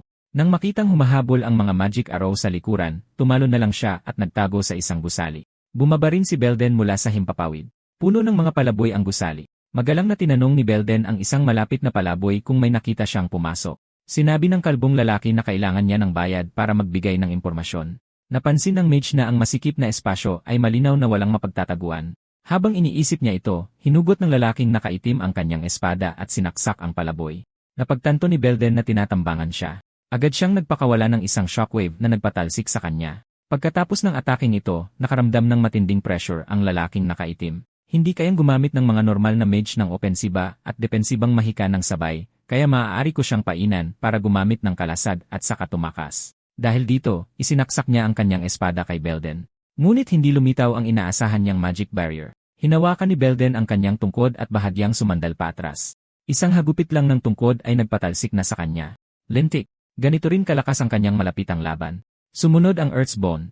Ngunit nagpakawala ng smoke bomb ang lalaking nakaitim at tumakas. Nagpatawag si Belden ng ipu-ipo upang ikalat ang usok, at nalaman niyang nawala na ang kanyang kalaban, nag-iwan lamang ng maliit na patak ng dugo. Kasabay nito, isang grupo ng mga sundalo ang sumugod sa pinto. Arestado ka para sa panununog at pag-atake ng terorista. Sa City Hall ng gabing iyon, nakikipag-usap ang mayor sa leader ng Adventurers Guild. Medyo nalilito ang mayor. Ibig mong sabihin si Mr. Asher ang salarin sa insidenteng terorista na ito. Iba ang paliwanag ng isa. Si Mr. Asher ang biktima, at ang kanyang pakikipaglaban sa isang assassin ang lumikha ng gulo. Medyo walang magawa ang mayor. Mula sa pananaw ni Mr. Asher, siguradong dismayado siya. Ano ang mga pinsala? Halos wasak ang top floor ng hotel, at napatay ang isang wanted na kriminal mula sa slums. Bukod doon, may bagong testimonya. May nagsasabing nakatagpo sila ng isang mutant na duwende at isang umatake sa kuweba. Gayunpaman, nang pumunta kami sa kuweba, natagpuan namin itong ganap na walang laman at walang anumang bakas, kahit na bakas ng labanan. Medyo nataranta ang mayor. Kasama pa ang mga kamakailang bigong pagtatangkang pagpatay sa mga miyembro ng guild, isang grupo ang tumatarget sa mga adventurer. Binanggit ng leader ng guild, nang sinubukan kong mag-ayos ng mga kabalyero bilang bodyguard ni Mr. Asher, lahat sila ay nag-atubili dahil may chismis na si Asher ang totoong utak, isang teroristang salamangkero. Dahil dito, tuluyang natulala ang mayor. CJ, kakausapin ko ang aking mga kabalyero. Kinabukasan, nasa reception room si Belden. Naabot na ng kanyang tungkod ang huling anyo nito. Pumasok ang isang kabalyero. Mr. Asher, ako si Jason, Deputy Commander ng mga Master Knight. Sinuri niya ang sabi-sabing teroristang salamangkero. Magsisilbi ako bilang iyong bodyguard. Matapos pumayag si Belden sa kanyang kahilingan na manirahan ng magkasama, inilayo niya ito mula sa reception room. Napakainit ng panahon at naglakad sila ng ilang oras hanggang dapit hapon. Hindi napigilan ng pinagpapawisang si Jason na magtanong, saan ba talaga tayo pupunta? Huminto si Belden sa harap ng isang bahay. Bago pa man makapagsalita si Jason, itinaas na ni Belden ang kanyang tungkod. Matapos ang isang malakas na pagsabog, nawasak ang bahay sa kanilang harapan. Natulala si Jason. Siguradong baliw ang lalaking ito. Lumingon si Belden upang magpaliwanag. Ang assassin na sumubok pumatay sa akin ay nasa loob ng bahay. Nang labanan ko siya kagabi, saglit kong nahawakan ang kanyang katawan at sinamantala ang pagkakataon para maglagay ng spell. Ito ay mahika na kamakailan ko lang natutunan na kayang ikonekta ang magic power ng kabilang partido sa akin. Hindi pa naalis ang spell, ibig sabihin hindi pa ito napapansin ng assassin. Pagkatapos ay nakatuklas sila ng isang daanan sa ilalim ng lupa. Naramdaman ni Belden ang bakas na patungo sa labas ng lungsod sa pamamagitan ng daanan sa ilalim ng lupa. Tinanong niya si Jason kung alam niya ang tungkol sa daanang ito, ngunit hindi pa ito naririnig ni Jason kailanman. Gayunpaman, ang isang hindi pa natutuklasang ligtas na daanan palabas ng lungsod ay nangangahulugang may malaking butas sa seguridad ng matres. Agad niyang hinugot ang kanyang espada bilang paghahanda na selyuhan ang lugar na ito. Ang pangunahing target natin ay hulihin ang assassin, pagtutol ni Belden. Iminungkahi ni Jason na humingi ng tulong mula sa mga kabalyero. Direktang tumalon si Belden sa daanan sa ilalim ng lupa. Ang direktang paghabol ngayon ang pinakamagandang pagpipilian. Nakaramdam ng pagkainis ang binaliwalang si Jason, ngunit tumalon pa rin pababa para sundan siya. Samantala, pabalik na ang lalaking nakaitim sa loob ng lagusan. Malubha siyang nasugatan sa laban kahapon. Upang magpagaling, nagtago siya sa lagusan ng masyadong matagal kaya nasayang ang maraming oras. Sa ganitong takbo, papatayin ako ng propesor. Dapat ba akong tumakas? Ngunit mabilis niyang iwinaksi ang ideya. Hindi ako makakatakas sa mga kamay ni Gluttony. Ang tanging magagawa ko ngayon ay magmakaawa sa propesor. Nakita siya ng propesor na bumalik at nanukso, tingnan mo kung sino ang nagbalik. Galit na galit siya. Talagang nagawa mong palpak ito ng husto, na nalaman pa ng lahat. Anong klaseng assassin ang nagbabalita ng kanyang target sa buong bloke? Anong lakas ng loob mong bumalik? Naipaliwanag lang ng lalaking nakaitim ang lahat, ngunit nagduda ang propesor na makakabalik siya gamit lang ang isang granada. Matapos mag-isip ng malalim, may naisip siya. Hubarin mo agad ang iyong baluti at sunugin, tanga. Tulad ng inaasahan, lumitaw ang mga bakas ng mahika sa baluti habang nasusunog ito. Napagtanto ng lalaking nakaitim na siguro'y inilagay iyon kagabi sa sandaling iyon. Nagalit ng husto ang propesor, natuklasan na tayo. Mabilis niyang inutusan ang lalaking nakaitim na manatili at linisin ang mga bakas habang siya ay lumilikas kasama ang mga sample, ngunit isang malakas na pagsabog ang dumaan sa pader. Natagpuan na ni Belden at Jason ang kanilang taguan. Oras na para matapos ito. Maingat na sinuri ni Belden ang dalawang nasa harap niya. Iyong nasa harap ang assassin, kaya ang nasa likod ay siguradong ang utak, ang propesor. Naggalit ang mga ngipin ng propesor. Kaya ikaw pala yung baliw na salamangkero. Nagpadala talaga ng kakaiba ang The Ark ngayon. Nagulat si Belden. Paulit-ulit na lumilitaw ang salitang Ark. Bahala na. Susupilin ko muna sila at tatanungin mamaya. Nagpakawala siya ng Earth Spear, ngunit hinarang ito ng lalaking nakaitim. Galit na sinabi ng propesor, naging ganito na ang mga bagay. Kaya ano ngayon? Walang ibang pagpipilian kundi iwanan ang lalaking nakaitim para makakuha ng oras. Hindi ka alis. Nagpakawala si Belden ng mga magic arrow, ngunit lahat ay naharang ng assassin. Napaharap si Belden sa isang mahirap na sitwasyon. Kung palalakasin niya ang kanyang mahika para patayin ito, mawawalan siya ng impormasyon, ngunit agad na sumugod si Jason para harangan ang assassin. Habulin niyo na po, ako na ang bahala dito. Hindi nag-atubili si Belden at hinabol ito, ni hindi man lang nagpasalamat. Hinabol niya ito habang hinahanap ang bakas ng propesor. Bigla siyang nakaamoy ng masangsang na amoy ng nabubulok na bangkay, at tila tumigil sa pagtakas ang propesor. Hindi ko inaasahan na mahahabol mo ako agad. Gusto kong ipakita sa iyo ang aking gawa. Hindi mabilang na mababangis at masasamang mata ang lumitaw sa likod ng propesor. Hindi nagbago ang ekspresyon ni Belden. Kaya ito pala ang mga payasong nakikita ko. Mga payaso. Ngumisi ng may pang-aalipusta ang doktor. Parang nang uuyam. Ito ay mga evolved species na pinalaki ko sa sarili kong paraan, kahit hindi sila perpekto. Tiyak na sapat na sila para pigilan ang mga mananakop. Pinindot niya ang isang buttons at hindi mabilang na mutant beasts ang nakawala sa kanilang mga kulungan. Malamig na sinabi ni Belden, masyadong matagal kung isa-isa silang tatalunin. Isang nakabibinging tunog ang yumanig sa hangin. Ang pinagsamang spell ng kidlat at yelo, ang thunder wave, ay agad na pinuksa ang mga halimaw. Ang natalong doktor ay sumigaw ng baliw. Mali ang impormasyon. Akala ko isa lang siyang third tier mage. Pero sa ganitong kalaking combination skills, isa siyang fourth tier o higit pa. Kung magpapatuloy ito, masisira ang mga dekada kong pananaliksik. Hinding-hindi iyan maaaring mangyari. Kasabay nito, pinindot niya ang isang pulang buttons. Oras na para ipakita ang aking obra maestra. Ang pulang-pulang humanoid na halimaw sa cultivation tank ay nagpakita ng isang nakakatakot na ngiti. Dumating ang makapangyarihang boses ni Belden. Saan mo akala kang tatakbo? Hindi makapaniwala ang propesor. Impossible ito. Paano ka nakapasok ng ganoon kabilis? Kahit na mga bigo sila, walang mage na kayang patayin silang lahat agad. Lintik. Siguradong isa siyang fourth tier mage, pero wala itong silbi. Ang gluttony na ito sa tabi ko ay aking anak, ang aking obra maestra. Nang pipindutin na niya ang pulang buttons, agad na naramdaman ni Belden na may mali. Pinutol ng isang gintong liwanag ng mahika ang braso ng propesor. Huli na pa rin ang lahat. Dahan-dahang inilabas ng halimaw ang tunay nitong anyo. Ang propesor, kahit putol ang braso, ay tumawa pa rin na parang baliw. Ang iyong lakas mahika ay magiging pagkain nito lahat. Ang halimaw na may malaking bunganga ay nagsalita ng salita ng tao. Gutom ako. Maging si Belden ay hindi napigilang magulat. Nagsalita ito. Nakakatakot na alon ng enerhiya ang nagmumula sa paligid ng gluttony. Mukha kang masarap. Gusto kitang kainin. Kasabay nito, nagsimula itong gumamit ng enerhiya para palakasin ang katawan. Sa harap ng sobrang bilis at mahusay na atake ng halimaw, naglabas lamang ng panangga si Belden. Isa nga itong tunay na obra maestra. Bilang isang mananaliksik, kinikilala ko ito. Pagkatapos ay pinatalsik niya ang halimaw sa isang atake. Ngunit bilang isang mage, hindi ito obra sa akin.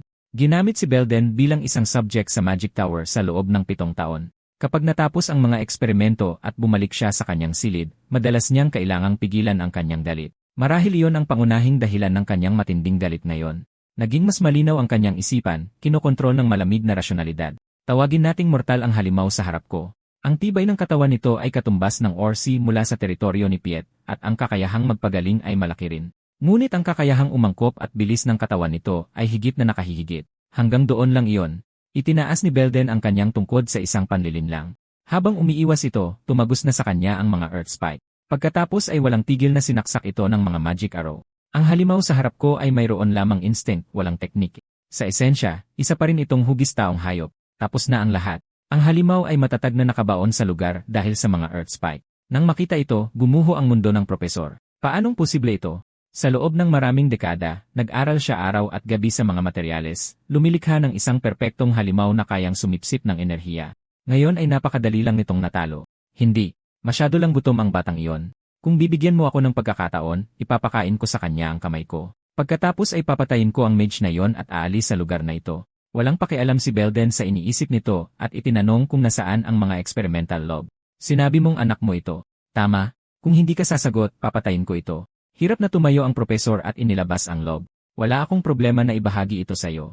Gayunpaman, basta na lang ito binuklat ni Belden at itinapon sa sahig. Sa tingin ko hindi ko ito kailangan. Nagulat ang propesor. Bakit? Ipinaliwanag ni Belden.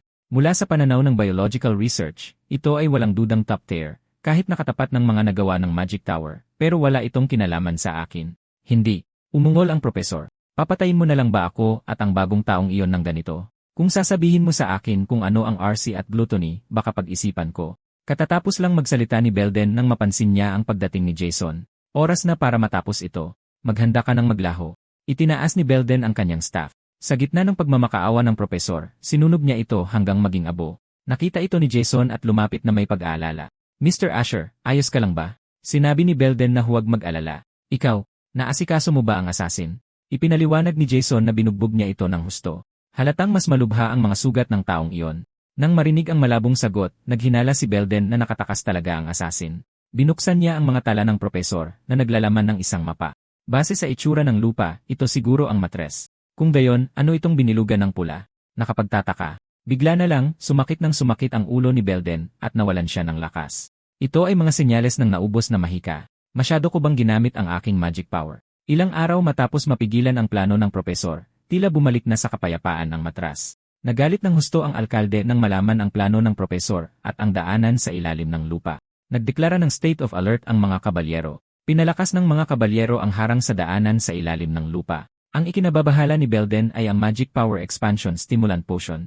Dahil sa pag-iniksyon ng gamot, napaikli ko ang oras ng paglago na kailangan ng isang salamangkero. Narating ko na ngayon ang intermediate level ng Tier 3 sa Weldon Magic System. Oras na para sa susunod na yugto. Samantala, sa trono ng isang madilim na kastilyo, narinig ng isang lalaki ang balita ng pagkamatay ng propesor at mumisi ng masama. Isang problema ang nalutas. Kailangan kong personal na makilala ang salamangkerong ito. Ilang araw makalipas sa training grounds ng matres, nagsanay si Belden ng mahika sa pamamagitan ng pagwagayway ng kanyang staff. Sa mga nakaraang araw, hinanap niya ang lokasyong minarkahan sa talaan ng propesor. Isa itong luma at abandonadong pasilidad na hindi na ginagamit. Sa gubat sa hangganan ng matres, sa ilalim ng isang malaking puno, mayroong pasukan. Pagkatapos buksan ang mekanismo at pumasok, wala silang nakita sa loob kundi mga daga. Ngunit natuklasan nila ang emblem na hugis pangil na nabanggit sa talaarawan ng propesor at makapal at matigas na balat ng halimaw. Tungkol sa RC at gluttony, walang kapaki-pakinabang na impormasyong nakuha. Kahit na, pakiramdam ni Belden ay maganda ang kanyang nagawa, sinira ang mga sabuatan, nagdala ng kapayapaan. Sa imbitasyon ng alkalde, pumunta siya sa opisina nito. Mr. Asher, napakalaki ng utang na loob ko sa'yo. Salamat sa'yo sa pagsira sa plano ng terorista, ngunit hindi kami nakakuha ng mas kapaki-pakinabang na impormasyon. Gayon din, hinihiling ko ang iyong pag-unawa dahil kailangan kong panatilihing kumpidensyal ang iyong mga kontribusyon. Nagpahayag ng pag-unawa si Belden dahil magdudulot ng gulat ang pagkalat ng plano ng terorista. Bagamat napakahalaga ng reputasyon, ipinangako sa kanya ng alkalde ang isa pang kahilingan bilang kabayaran. Iyon ay ang pumasok sa rare item vault ng matres, at maaari kang pumili ng kahit anong item na gusto mo rito. Isang mithril na espada na maaaring lagyan ng magic power, mga advanced na sandata, at mga magic item ay lahat nandito. Pinuri ni Belden ang material ng espada, ngunit sa kasamaang palad, isa lang itong espada. Pagkatapos ay nakita niya ang isang magic wand na maaaring bawasan ang pagkonsumo sa pagcast, isang kapan na bahagyang nagpapalakas ng resistensya. Mukhang hindi gaanong kapaki-pakinabang ang mga ito. Pinag-iisipan niya kung pipiliin ang espadang iyon at ibenta ito. Habang siya'y nag-iisip, nagsimulang umalingaw-ngaw ang isang maliit na asul na kahon. Binuksan niya ito at tinanong ang alkalde kung ano ang singsing na ito, ngunit tila hindi ito naugnay sa mahika. Maaari kang pumili ng iba. Gayunpaman, inabot ng isang buong araw ang pagpiling ito. Hindi inaasahan ng alkalde na abutin siya ng ganoon katagal. Pasensya na. Oras na para pumili. Ang pinili ni Belden sa huli ay isang kwintas na kusang naglalabas ng magic shield. Nag-isip sandali ang alkalde. Masyado pa ring kuripot ito. Kinuha niya ang singsing na tinititigan ni Belden at ibinigay din ito sa kanya. Nagulat dito si Belden. Pwede ko ba talagang kunin ang dalawang item? Ikaw ang bayani ng matres. Ang pagkuha ng isang maliit na accessory ay walang problema. Mukhang masaya si Belden. At saka, mananatili muna ako sa matres ng mas matagal para hanapin ang isang bagay na kailangan ko. Samantala, sa mga mina ng teritoryo ng Veyron, isang manggagawa ang nagtatrabaho. Isang palo ng martilyo ang nagbunyag ng isang matigas na bungo. Lumapit ang foreman at inasar siya sa pagiging duwag. Lingid sa kanyang kaalaman, ang bungo na may malamultong apoy ay lumitaw sa likuran niya sa sumunod na segundo. Mabilis na bumangon ang undead na halimaw, nakakatakot at kakatwa, at sumugod sa mga manggagawa ng napakabilis. Sinubukan ng mga tao na lumikas, ngunit huli na ang karamihan. Pagkatapos ng insidenteng ito, nagsimulang kumalat ang mga chismis. May mga undead na lumitaw sa mga mina ng Veyron. Sa paglitaw ng mga undead, nagdeklara ng state of emergency ang Veyron. Ikinalat ng mga nakaligtas sa tunel ang balita, at ang buong teritoryo ay nagpanik. Kumalat sa lahat ng dako ang balita ng malagim na sitwasyon ng Veyron at umabot sa matres sa pamamagitan ng mga mensahero. Sa panig ng matres, natulala ang tatlong miyembro ng adventure team. Mukhang malapit na sa isa't isa sina Belden at Iris habang sabay silang nag-aaral ng mahika. Isang buong buwan nang pinag-aralan ni Belden ang enchantment magic na ito. Sunod, sa isang gubat sa matres, isang orsi ang nakita ni Belden. Dahil sa tulong ng enchantment, parehong lumakas ang bilis at lakas ni Belden. Itinaas niya ang kanyang staff at direktang iwinasiwa sa halimaw.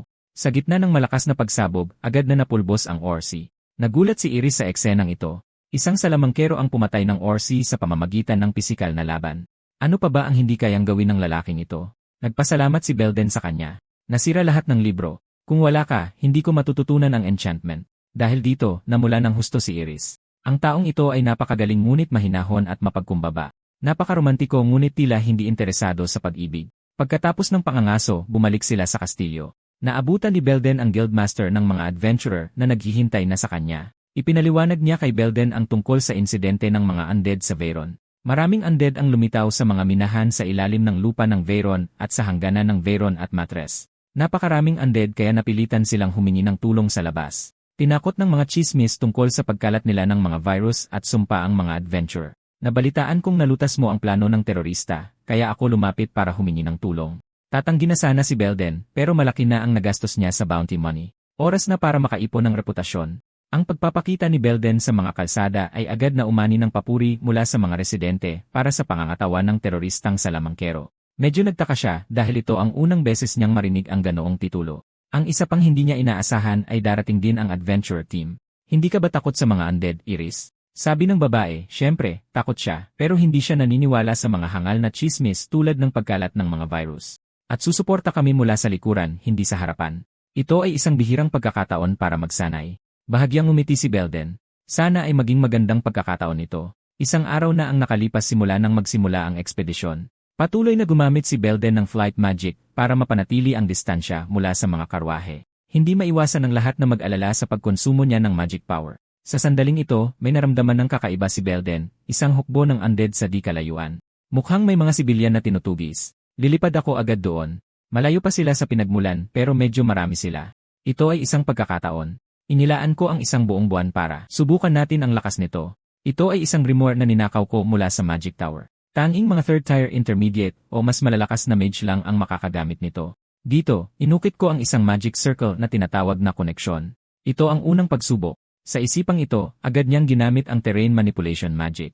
Sumabog at naging malaking bunganga ang lupa kung saan nakatayo ang mga undead. Bahagyang ikinuyom ni Belden ang kanyang kanang palad. Isang higanting batong hugis kamay ang lumitaw mula sa ilalim ng lupa, dinudurog ang mga kalansay. Pagkatapos ay sumunod ang isa pang dual cast na may apoy. Ang nagbabagang mga bolang apoy ay tuluyang tumupok sa mga halimaw at ginawang abo. Nagulat ang lahat. Isang araw siyang lumipad pero mayroon pa ring magic power para magpakawala ng ganoong kalakas na mahika. Pagkatapos gawin ito, napaisip si Belden. Inirehistro niya ang mga earth element spell sa grimoire at ngayon ay mas lumakas pa ito. Labis na nagulat si Iris. Napakalaking kapangyarihan. Posible kayang isa na siyang 4th tier mage. Sa sandaling iyon, isang nakaligtas na halimaw ang umatake kay Iris. Isang maskuladong lalaki ang lumitaw, at sa isang kumpas lang ng kanyang kamay, sumabog ang kalansay at naging pulbos. Lumingon ang lahat at nakita na isa itong platinum-ranked adventurer. May dala siyang higanting palakol sa kanyang likuran. Tinatanong kita, saan napunta ang biktima ko? Nagulat ang dalaga. Ang ibig mong sabihin ay ang mga undead. Patay na sila. Natigilan din ang malaking lalaki. 12 na sila at lahat sila'y patay na. Sabi sa ulat, isang buong hukbo ng undead daw yon. Lahat sila patay at ang mga taong ito ay walang galos. Napansin niya si Belden sa malapit. Puting buhok, gawa mo ba ito? Inupahan ako para tugisin ang mga undead na nilalang na yon. Dahil linakaw mo ang biktima ko, kailangan mo akong bayaran. Umatras si Belden. Medyo interesado akong malaman kung ano ang magiging bayad. Nakita ng malaking lalaki na umatras siya at inakalang gusto ni Belden ng isahang laban. Isang kislap ng pananabik ang dumaan sa kanyang mga mata. Mukhang magiging kawili-wili iyan. Sumigaw sa pagkalito ang mga tagasunod sa likuran. Bakit makikipaglaban si Asher sa isang berdugo? Si Butcher Garak ay hindi lang mailalarawan bilang mapanganib. Napakalakas niya at may marahas na ugali. Minsan na siyang nakasakit ng mga kabalyero habang lasing na sinubukang pigilan siya. Pananakit ng mga kabalyero, hindi ba't mabigat na krimen yon? Bakit hindi siya parusahan ng guild? Sakto namang may isa pang adventurer team na lumitaw sa likuran nila dahil kailangan nila ang lakas ni Garak. Ang leader ay ang mage ng team ni Garak, si Gord. Hinimok siya ng isa pang miyembro na tumigil sa pagsasalita at subukang pigilan ang dalawa. Lumapit si Gord para harangan si Garak at hinimok itong kumalma. Kung maglalaban sila, magkakaroon lang ng dagdag na hindi kinakailangang gulo. Hayaan mo akong magpakita ng mahika para mapatras siya. Inasar ni Gord si Belden. Mukha kang mayabang. Hayaan mong ipakita ko sa iyo ang aking kapangyarihan. Dahil doon, nagpakawala si Gord ng magic pressure. Naramdaman ni Belden ang magic pressure. Nasa 3rd tier intermediate level lang at walang epekto sa kanya. Bahagyan niyang itinutok ang kanyang mahika at tumalim ang kanyang tingin. Bumagsak si Gord sa lupa, hindi kinaya ang malakas na pressure. Napansin ni Garak na may mali. Ang bilis niyang pinabagsak si Gord. Hindi mahina si Gord sa mga salamangkero. Hoy, anong pangalan mo? Asher, napangiti si Garak. Magkita tayo sa Veyron. Dahil dito, mabilis na natapos ang alitan, at hindi nagtagal ay dumating sa Veyron ang dispatch team ng Matres. Dahil kailangan nilang protektahan ang mga tao at magdala ng mga supply, medyo nahuli sila. Pagkatapos ng alitan ni Belden sa Platinum-ranked adventurer, halatang na-offend niya ang team. Kinabukasan, sinalubong at tinanggap sila ng Panginoon ng Veyron na si Feinard. Malapit na silang sumama sa hukbo ng Veyron papunta sa mga minahan. Ang layunin ay lipulin ang lahat ng lumilitaw na hukbo ng undead. Samantala, nagsimula na ring umalis ang team ni Garak. Nagkasalubong ang dalawa at hindi napigilan ni Garak na asarin si Belden. Huwag mong sabihin kinakabahan ka. Natahimik si Belden. Wala siyang ganang sumagot. Agad nagsimula ang laban. Sa isang tingin, tila walang katapusan ang mga undead. Walang takot ding sumugod ang hukbo ni Viren sa malapitang laban, ngunit ang mga kalansay na ito ay muling nabubuo kahit madurog. Habang nahihirapan sila, isang Blood Demon ang biglang sumulpot mula sa lupa at ibinuka ang madugong bibig nito. Ang mga sundalo ay maaari lamang umatras para iwasan ang atake nito. Sa kritikal na sandaling ito, tumalon ng mataas si Garak na parang isang Diyos na bumababa. Isang Blood Demon ay sapat na para sa pampainit. Ang kanyang malakas na suntok ay may kasamang kislap. Tinamaan ng malakas na suntok, humandusay ang halimaw na walang lakas, umaagos ang dugo. Sinamantala ni Garak ang pagkakataon upang tanggalin ang ulo ng Blood Demon. Ang eksenang ito ay ikinagulat maging ng Panginoon sa kanyang lakas. Ngunit sa sumunod na segundo, inihagis ng malaking lalaki ang ulo ng halimaw papunta kay Belden sa tuktok ng burol. Nanatiling mapanlibak si Belden. Nang asar si Garak, kung hindi mo ipapakita ang iyong lakas, bakit ka nakatayo lang dyan, Asher? Pagkatapos niyang magsalita, nagsimulang yumanig ng malakas ang lupa sa ilalim ng kanyang mga paa. Ang terrain manipulation magic ni Belden. Hindi pa tapos. Malalaking apoy ang pumailan lang sa kalangitan. Labis na pinagpawisan ang grupo ni Iris sa malapit. Ginamit ni Ash ang dalawang malalaking spell ng sunod-sunod. Matapang na lumaban si Garak. Hindi ko inakala na ang isang taong mukhang mahinahon ay may ganitong ugali. Gusto ko yan sa'yo. Magpaligsahan tayo kung sino ang mas maraming mapapatay na kalansay. Tuluyang natigilan si Belden. Bakit hindi siya nadurog kanina? Kaya ipinakita ng dalawa ang kanilang mga kakayahan, sinimulan ang paglipol sa mga halimaw. Dahil sa kanilang kompetisyon, narating ng mga puwersa ng Veyron ang paligid ng minahan na may kaunting nasawi. Gayunpaman, limitado ang espasyo sa loob ng minahan. Ilan lang ang maaaring pumasok. Walang dudang napili si Gareth at Belden. Nang makitang palaging nagpapakita ng kabaitan si Gareth kay Belden, naggitngit sa galit si Gord. Naalala niya ang eksena noong araw na yon. Matagumpay niyang nagamit ang magic pressure, ngunit pinaglaruan lang siya ng lalaking yon, ganap na walang kalaban-laban. Narinig ko na third tier daw ang lalaking yon, pero imposible yon. Siguradong may itinatago siya. Naghihintay sa labas ang hukbo habang nagtipon ang lahat at pumasok. Nangunguna ang ranger mula sa grupo ni Garak. Medyo malakas siya, siguradong gold rank, at nakakaramdam ng panganib sa unahan. Ang mga adventurer team ay karaniwang nagtutulungan, pinupunan ang kahinaan ng isa't isa. Ito ang bentahe ng isang team. Gayunpaman, maging si Belden ay hindi mapakali sa kapaligiran sa unahan. Nag-utos ang commander na huminto dahil tila narating na nila ang dulo ng minahan. Nais ni Belden na gamitin ang magic power para matukoy ang buong kuweba, ngunit baka matuklasan ito ng mga halimaw. Kung maunahan nating tambangan ang kalaban, maililigtas natin ang lahat. Nang asar ang malaking lalaki, mukha kang kinakabahan. Naamoy mo ba ang kamatayan? Tinitiyak ko na may malakas na undead sa malapit at interesado talaga ako sa'yo. Kahit naiirita sa kanya, kinumpirma pa rin ni Belden ang kanyang kutob at pinanatili si Iris sa kanyang likuran.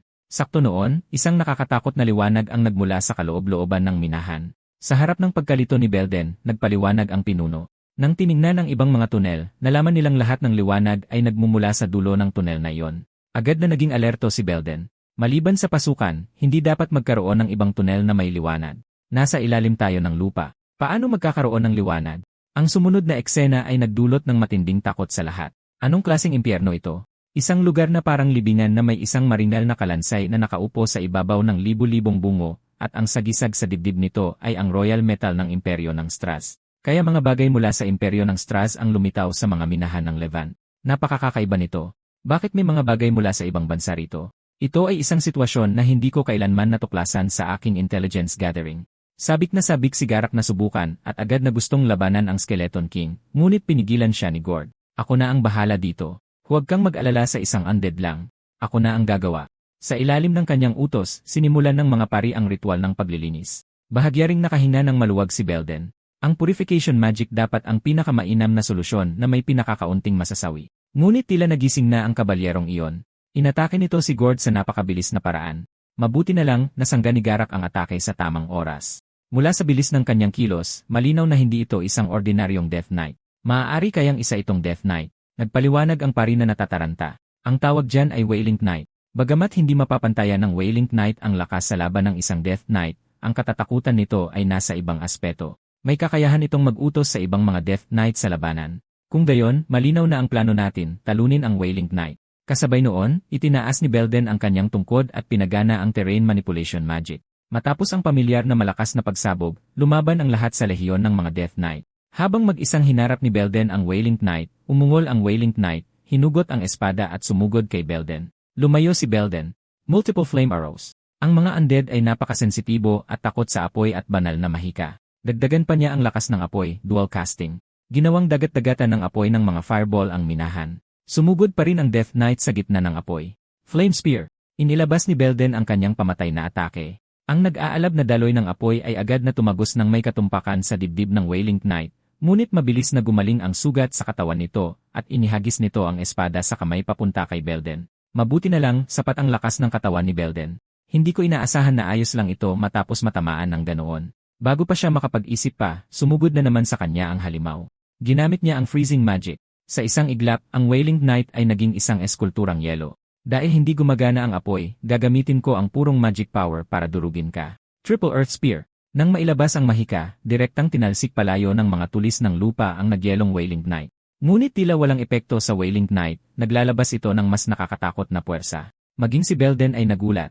Hindi lang ito naharangan ng Earth Spear, kundi nagbago rin ito ng anyo. Ang mas malala, isang matinding sakit ang tumama sa ulo ni Belden. Tila naubos na ang kanyang magic power. Pilit niyang pinatatag ang kanyang sarili. Kung magpapatuloy ito, matatalo ako. Sakto nun, si Garak na nasa ibabang palapag ay biglang sumulpot mula sa lupa, at pinatalsik ang Wailing Knight sa isang suntok. Hindi ko hahayaang iba ang tumapos sa kanya. Tinipon niya ang kanyang lakas at pilit na sinupil ang Wailing Knight gamit ang kanyang palakol. Pagkatapos, buong lakas niyang pinagsusuntok ang halimaw, ngunit halos kasabay nito, natanggap niya ang ganting atake ng Wailing Knight. Desperadong umiwas si Garak sa pahalang na mabigat na hiwa ng espada ng Wailing Knight, saka lumayo. Bahagyang umayo si Belden at tumayo. Tiningnan siya ni Garak. Bakit hindi ka pa magpahinga? Kaya mo pa bang tumayo? Hindi ko akalain na ganito ako mag-enjoy sa isang bangkay. Pipigilan ko siya. Ikaw na ang tumira. Pagkasabi nun, lumundag siya ng mataas. Pinatalsik ng kanyang palakol ang halimaw sa isang malakas na hampas. Sa kasamaang palad, halos walang epekto ito. Sinamantala ng Wailing Knight ang pagkakataong nakabawi si Garak at agad na napunta sa likuran niya. Mabuti na lang napatalsik ito ng pagsabog ng mahika ni Belden. Sinamantala ni Garak ang pagkakataon at hinawakan ang Wailing Knight gamit ang lahat ng kanyang lakas para ibagsak ito sa lupa. Umalis ka dyan. Isang malakas na mahika ng apoy ang bumaba mula kay Belden. Habang abala sa pag-iwas si Garak, hindi niya napansin ang espadang paparating na sa kanya. Sinubukan niyang harangin ito gamit ang kanyang braso at binti, ngunit nasaksak pa rin siya sa dibdib. Hindi rin maganda ang kalagayan sa panig ni Belden. Diretsong sumugod ang halimaw sa gitna ng apoy at sinunggaban siya. Sa kritikal na sandali, mabuti na lang umepekto ang kwintas. Kahit ganoon, itinapon pa rin palayo si Belden ng Wailing Knight. Si Belden na nakahiga sa lupa ay halos maubusan na ng mahika, pero mabuti na lang at hindi siya nakaranas ng backlash. Ang isa pang problema ay na-dislocate din ang kanyang kaliwang braso. Ang pinakamalaking problema ay ang Wailing Knight sa harap niya na may suot na baluting kulay dugo na halos hindi matatagos. Ilang pari din ang naglakas loob na sumali sa laban, naghagis ng mahahabang lubid para mahigpit na igapos ang Wailing Knight. Ngunit dahil sa agwat ng lakas, agad silang napatalsik. Sa kabutihang palad, nasalo sila ni Garrett. Si Gord, na palihim na nanonood mula sa likuran, ay inakalang dumating na ang pagkakataon. Ito na ang kanyang pagkakataon para patunayan ang sarili sa pamamagitan ng pagtalo sa Wailing Knight. Nagpakawala siya ng Earth Spear para atakihin ng pambibigla ang halimaw. Gayunpaman, bahagya lang iwinasiwas ng malakas na Ghost Knight at tinamaan ng mga lumilipad na bato ang pangunahing ugat ni Gord. Nang makita ito, agad na sumugod si Garak at ang pari para iligtas siya. Sumulong ang Wailing Knight, ngunit mahigpit itong pinigilan ni Garak. Tinanong niya si Asher, gaano pa katagal ang kailangan mo? Alam kong nag-ipon ka ng lakas. Isang malakas na tira. Di ba? Gaano pa katagal para makabawi ang mahika mo? Ilang segundo lang. Naggalit ng ngipin si Belden. CJ, sumigla ang loob ni Garak. Muling pinagsusuntok ng kanyang mga kamaong sinlaki ng sandbag ang Wailing Knight. Dudurugin ko ang bahaging natamaan kanina. Samantalahin mo ang pagkakataon para magpakawala ng mahika. Ngunit lalong lumakas ang paglaban ng halimaw, sinisiko ang tiyan ni Garak. Lentik, ang mga bangkay ay dapat manatili kung saan sila nararapat. Mamatay ka. Tinipon ni Garak ang lahat ng kanyang lakas at hinampas ang halimaw, sa wakas ay nakagawa ng malaking butas sa hindi matatagos na baluti. Ngayon na, agad na nagalit ang Wailing Knight at ginamit ang buong lakas para patalsikin si Garak at ang matinding puwersa ay nagpayupi sa kanyang katawan. Nang akmang tatapusin na nito si Garak, sumugod si Belden. Ako ang kalaban mo. Hindi pa gumagaling ang sugat sa dibdib niya. Isang pagkakataon na lang. Nag-ipon ng apoy sa mga kamay ni Belden, ngunit isang atake ang naghiwalay sa kanilang dalawa. Dumating na rin ang grupo ni Iris para tumulong. Desperadong nag-ipon ng mahika si Iris. Naalala niya ang sinabi ni Belden sa kanya, may malaki kang talento sa paggamit ng mahika ng yelo. Sa tulong ni Iris, nakahanap ng isa pang pagkakataon si Belden. Atin ang tagumpay. Ang walang malay na si Belden ay tila nahulog sa isang alaala. Ang alaala ng Wailing Knight, siguradong babalik ako. Naghihintay sa akin ang aking bayan, ngunit may nakita kami na hindi dapat makita. Dahil dito, hindi na makakabalik. Kahit na may pag-asa pa ako, itinulak ako sa walang hanggang kadiliman. Hindi, Lorian. Bigla ring nagising si Belden mula sa panaginip. Lumapit si Iris at ang pari na may pag-aalala. Ash, ayos ka lang. Bumagsak na ang Wailing Knight. Pagkatapos nun, bigla ka na lang bumagsak. Siguradong dahil yan sa hawak mong kwintas. Nadarama ko ang isang kaloobang katulad ng sa Wailing Knight. Sabi ng pari na may pag-aalala, masama ang patuloy na paghawak dyan. Akin na. Matigas na tumanggi si Belden. Ako na ang bahala rito. Humalakhak si Garak. Tropeo naman niya yan. Dagdag pa, unti-unti ring gumaling si Gord sa tulong ng pari. Tumayo si Belden. CJ, tapos na ang lahat. Bumalik na tayo. Isang undead na kayang mag-utos sa mga undead, natalo ang Wailing Knight sa minahan. Labis na nagulat si Lord Viren nang marinig ito at iniutos na linisin ang lugar. Sa kabutihang palad, sa mga pumasok sa minahan, wala ni isang namatay. Dahil sa nakitang alaala ng patay, hindi mapakali si Belden habang nakaupo sa isang mataas na plataporma. Pero, isang bagay ang sigurado, mas lumakas ako. Marahil ang pakikipaglaban ang pinakamabilis na paraan para mapabuti ang sarili, kahit na third tier lang ako.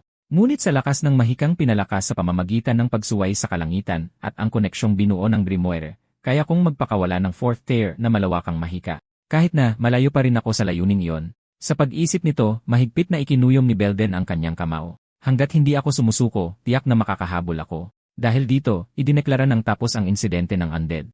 Nanatili ang mga pari para bantayan ang minahan. Nagsimula na ring bumalik sa pag-adventure ang mga adventurer. Medyo nalungkot si Garak at tinanong si Belden kung aalis na siya. Mukhang hindi mo planong maging adventurer o mercenaryo. Magiging Grey ka ba? Nang makita ang naguguluhang ekspresyon ni Belden tungkol sa kung ano ang Grey, nagpaliwanag si Garak. Ang Grey ay parang isang madilim na tagapamagitan na nagbebenta ng impormasyon sa mga may kapangyarihan at garantiya. Kasabay nito, nagsisilbi rin silang tagapamagitan na nagpapasa ng mga kahilingan sa mga adventurer at mercenaryo. Bago ang lahat ng ito kay Belden, na palaging nanatili sa Tor. Dagdag ni Garak, maraming taong tulad mo na naghahangad ng yaman pero ayaw matali sa mga patakaran. Bakit mo sinasabi sa akin ang lahat ng ito? Nagtaka si Belden. Ngumisi si Garrett. Dahil pinagdaanan natin ang buhay at kamatayan. Sapat na yon para maging magkakampi tayo, hindi ba? Napaisip si Belden. Kung may mga misyon na may mataas na panganib, makakaharap ako ng malalakas na kalaban at magkakaroon ng pagkakataong lumakas. Sa sandaling iyon, handa na ring umalis si Iris. Tinawag niya si Belden. Ash, halika na. Gusto ko pang matuto ng higit pa tungkol sa elemental magic. Bakit nakatayo ka lang dyan? Hindi mo naman iniisip na lumipad pabalik, di ba? May sugat ka pa. Bahagyang umiti si Belden. Sa ibang lugar ko gagamitin ang elemental magic. Ipagpatuloy mo lang ang pagsasanay tulad ng ginagawa mo. Nang marinig ito, kumislap ang mga luha sa mata ng dalaga. Napakabilis ng mga pangyayari. Sa ilalim ng mga turo ni Belden, natutunan niya ang maraming spell at mahika na hindi niya natutunan kahit sa akademya. Kahit alam niyang maghihiwalay din sila, hindi niya inaasahan na ngayon na yon at napakabilis. Paalam hanggang sa muli nating pagkikita. Ngumiti si Belden. Paalam. Sa susunod na magkita tayo, sapat na ang aking pag-unlad para mapahanga ka. Samantala, nag-aalab sa galit si Roeblen. Hinawakan niya ang isang suspect at sinabing, magsalita. Bakit niyo inatake ang Bohemian Magic Tower? Ang lugar na ito na tinatawag na Dark Hour ay isang tagpuan ng mga nagkasalang salamangkero. Sa lugar na ito, hindi rin nahanap ni Roeblen ang katotohanan tungkol sa pag-atake sa Tor. Posible bang walang alam ang mga miyembrong mababa ang ranggo tungkol dito? Sa pag-alala sa mabait na mukha ni Belden, hindi niya maiwasang makaramdam ng galit at lungkot. Tapos, isang lalaki ang pumigil sa kanya. Hindi ko inaasahan na ang isang second-tier magic ay magkakaroon ng ganoong kalakas na kapangyarihan. Gaya ng inaasahan, iba talaga ang mga espesyal na konstitusyon. Ang nagsalita ay ang ikatlong disipulo ng Tower Master. Malamig na sinabi ni Roeblen na siya na ang bahala at sinabihan ang lalaki na huwag makialam. Ngumiti ang lalaki ng may panunuyo. Paano ko matitiis na hayaan kang na maaaring maging ika-4 na disipulo ng Master na mapunta sa panganib? Nagpakita ng paghamak ang dalaga. Dapat alalahanin mo ang sarili mong thesis. Multi-continuity theory. 7 taon na ang lumipas. Mayroon ka pa rin bang parehong talento tulad ng 7 taon na ang nakalipas? Sinabi ng lalaki na marami sa mga sinabi noon ay chismis lang. Pinatunayan ng Tower Master na sa akin ang thesis na yon. O baka naman nagsiselos ka? Ngumiti si Roeblens ng may panunuya. Nagtataka lang ako sa isang taong may ganoong talento. Na pagkatapos ng 7 taon ay umabot lang sa ika-4 na pwesto. Pagkatapos ng pangungutya, diretsong umalis ang dalaga. Iniwan ang lalaking nagdilim ang mukha. Lintik siya. Ang lakas ng loob niya. Isang bagay na ang pagiging pasaway niya, pero ang lakas ng loob niyang magsalita ng kalokohan tungkol sa mga bagay na matagal nang nakalibing. Sa kabutihang palad, patay na si Belden. Walang sinuman ang makapagbubunyag ng thesis kong iyon. Hindi magiging mahirap kalabanin ang isang third-tier na sisiyo. Pero kung masyado akong padalos-dalos, mawawala ang pabor ng Tower Master sa akin. Hanggat tuloy-tuloy ang pagtatrabaho ko, akin pa rin ang mundo. Samantala, pagkatapos umalis sa teritoryo ng Veyron, huminto si Belden sa isang gray na nayon. Ito ay isang lungsod na tinatawag na Kern, kilala sa industriya at pagmamanupaktura. Gayunpaman, sa ilalim ng katanyagan na ito, napakalaki ng agwat sa yaman. Talagang kilala sa kasamaan ang mga slum ng Kern. Pumunta si Belden sa mga slum. Kailangan niyang hanapin dito ang hinahanap niya. Sa daan, hindi matiis ang baho mula sa mga pulubi. Ang mga slum dito ang pinakakahabag-habag na lugar sa Dochi. Sa wakas, huminto siya sa isang gusaling may marka ng isang maputlang arrow sign. Dapat nandito ang tagapamagitan ng impormasyon. Tinulak niya ang pinto. Ang walang pasensyang may-ari ng tindahan, nang marinig na inirekomenda siya ng berdugong si Garik, ay nilaktawan ang mga proseso at pinapasok siya sa ilalim ng lupa. Tandaan, huwag kang gagawa ng gulo. Pumasok si Belden sa basement, kung saan isang taong balot na balot sa bendahe ang nagsimulang gumabay. Pagkatapos ay nakita niya ang isang grupo ng mga taong naghihintay, kabilang ang ilang mga salamangkero. Mukhang lahat ng mga taong ito ay pumunta sa tagapamagitan para mag-imbestiga ng impormasyon. Naglakad si Belden papasok sa isang mas malalim na silid. Sa pagkakataong ito, isang lalaking may berdeng buhok ang naghihintay doon. Nagpakilala siya bilang si Pale, ang taong namamahala sa Southern Operations ng Gray. Pagkatapos ng ilang usapan, tila alam na alam ni Pale ang mga kamakailang gawain ni Belden. Sinabi niyang maaari siyang mag-ayos ng mga komisyon para kay Belden. Gayunpaman, ang pagkuha ng impormasyon ay may kasamang panganib. Kaya kailangang pagbutihin ni Belden ang kanyang performance para patunayan ang kanyang sarili. Nagkalkula si Belden sa kanyang isip. Mas mabuting kumuha muna ng komisyon, makuha ang bayad habang pinapataas ang aking level. Kaya pumirma siya sa kontrata. Batay sa personalidad ni Belden na mas malapit sa isang adventurer kaysa sa isang mersenaryo, binigyan siya ni Pale ng kanyang unang komisyon, ang manghuli ng mga howling wolves. Karaniwan, para sa pangangaso ng halimaw, itatalaga ito ng estado sa mga guild. Minsan, nagpapadala ang mga lord ng mga hukbo para sugpuin ang mga halimaw at kunin lahat ng pabuya. Ngunit ang gawain ito minsan ay nagdudulot ng pagdami ng mga halimaw na ginagawang pugad ng halimaw ang mga teritoryo. Kaya sa pangkalahatan, ang karapatan sa pagharap sa mga halimaw ay ibinibigay pa rin sa mga guild. Normal lang na gustuhin ng mga lord na makuha ang pinakamagandang pabuya para sa kanilang sarili. Halimbawa, ang mga vocal cord ng umaalulong na lobo ay mamahaling materyales. Sa huli, natugunan ni Gray ang interes ng iba't ibang bansa, at isa si Belden sa mga komisyoner. Sa gubat, dumating si Pale at isang opisyal para siya sa atin ang huli. Pareho nilang pinuri ang mahusay na pagkumpleto ng misyong ito. Ang ganitong resulta ay parang hindi kayang makamit ng isang third-tier mage. Ang mga ordinaryong huli ay nilutas niya gamit ang malawakang magic na pang-atake, habang ang target na umaalulong na lobo ay maayos niyang nahawakan, na pinoprotektahan ang medyo mahalagang vocal cords. Kinumpirma ng opisyal na sa anumang paraan, ang pagkakataong ito ay talagang katangi-tangi. Tunay na kahanga-hanga. Samantala, nasa isang tindahan si Belden. Ilang araw na ang nakalipas, inatasan niya ang tindahan na gumawa ng baluti mula sa balat ng halimaw na baboy ramo at umasa siyang susubukan ng mga ngalakal na ayusin ang singsing na iyon.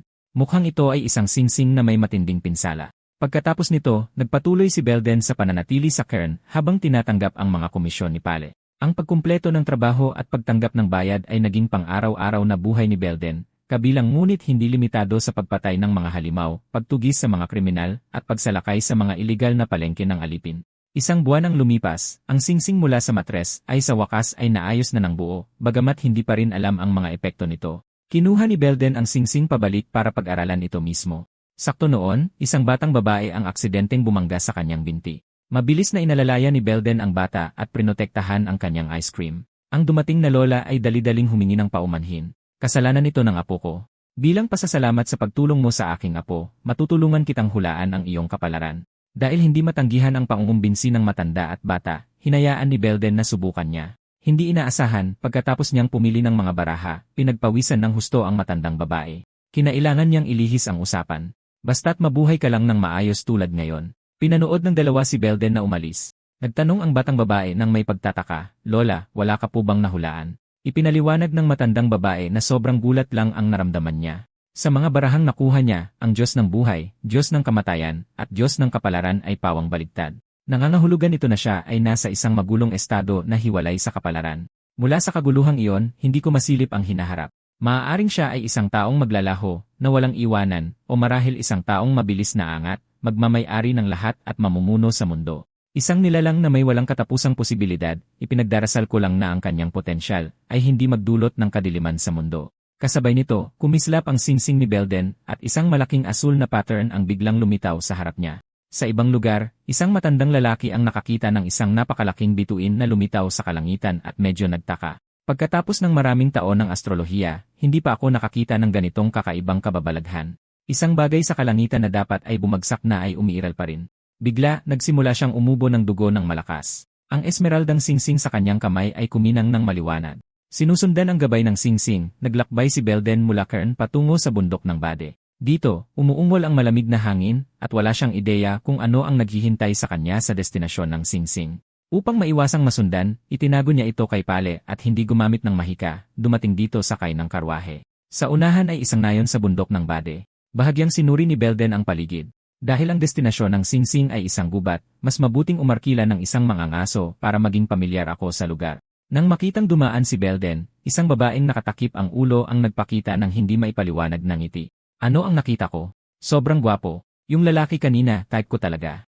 Natuklasan ni Belden na nagbabago ang kulay ng mga puno sa gubat sa mga regular na pagitan, kaya lumipad siya ng mataas upang suriin ang sitwasyon. Noon niya lang napagtanto na ang gubat ay isa palang napakalaking magic circle. Ilang sandali lang ang nakalipas, si Belden ay pagalagala sa gubat ng walang anumang palatandaan.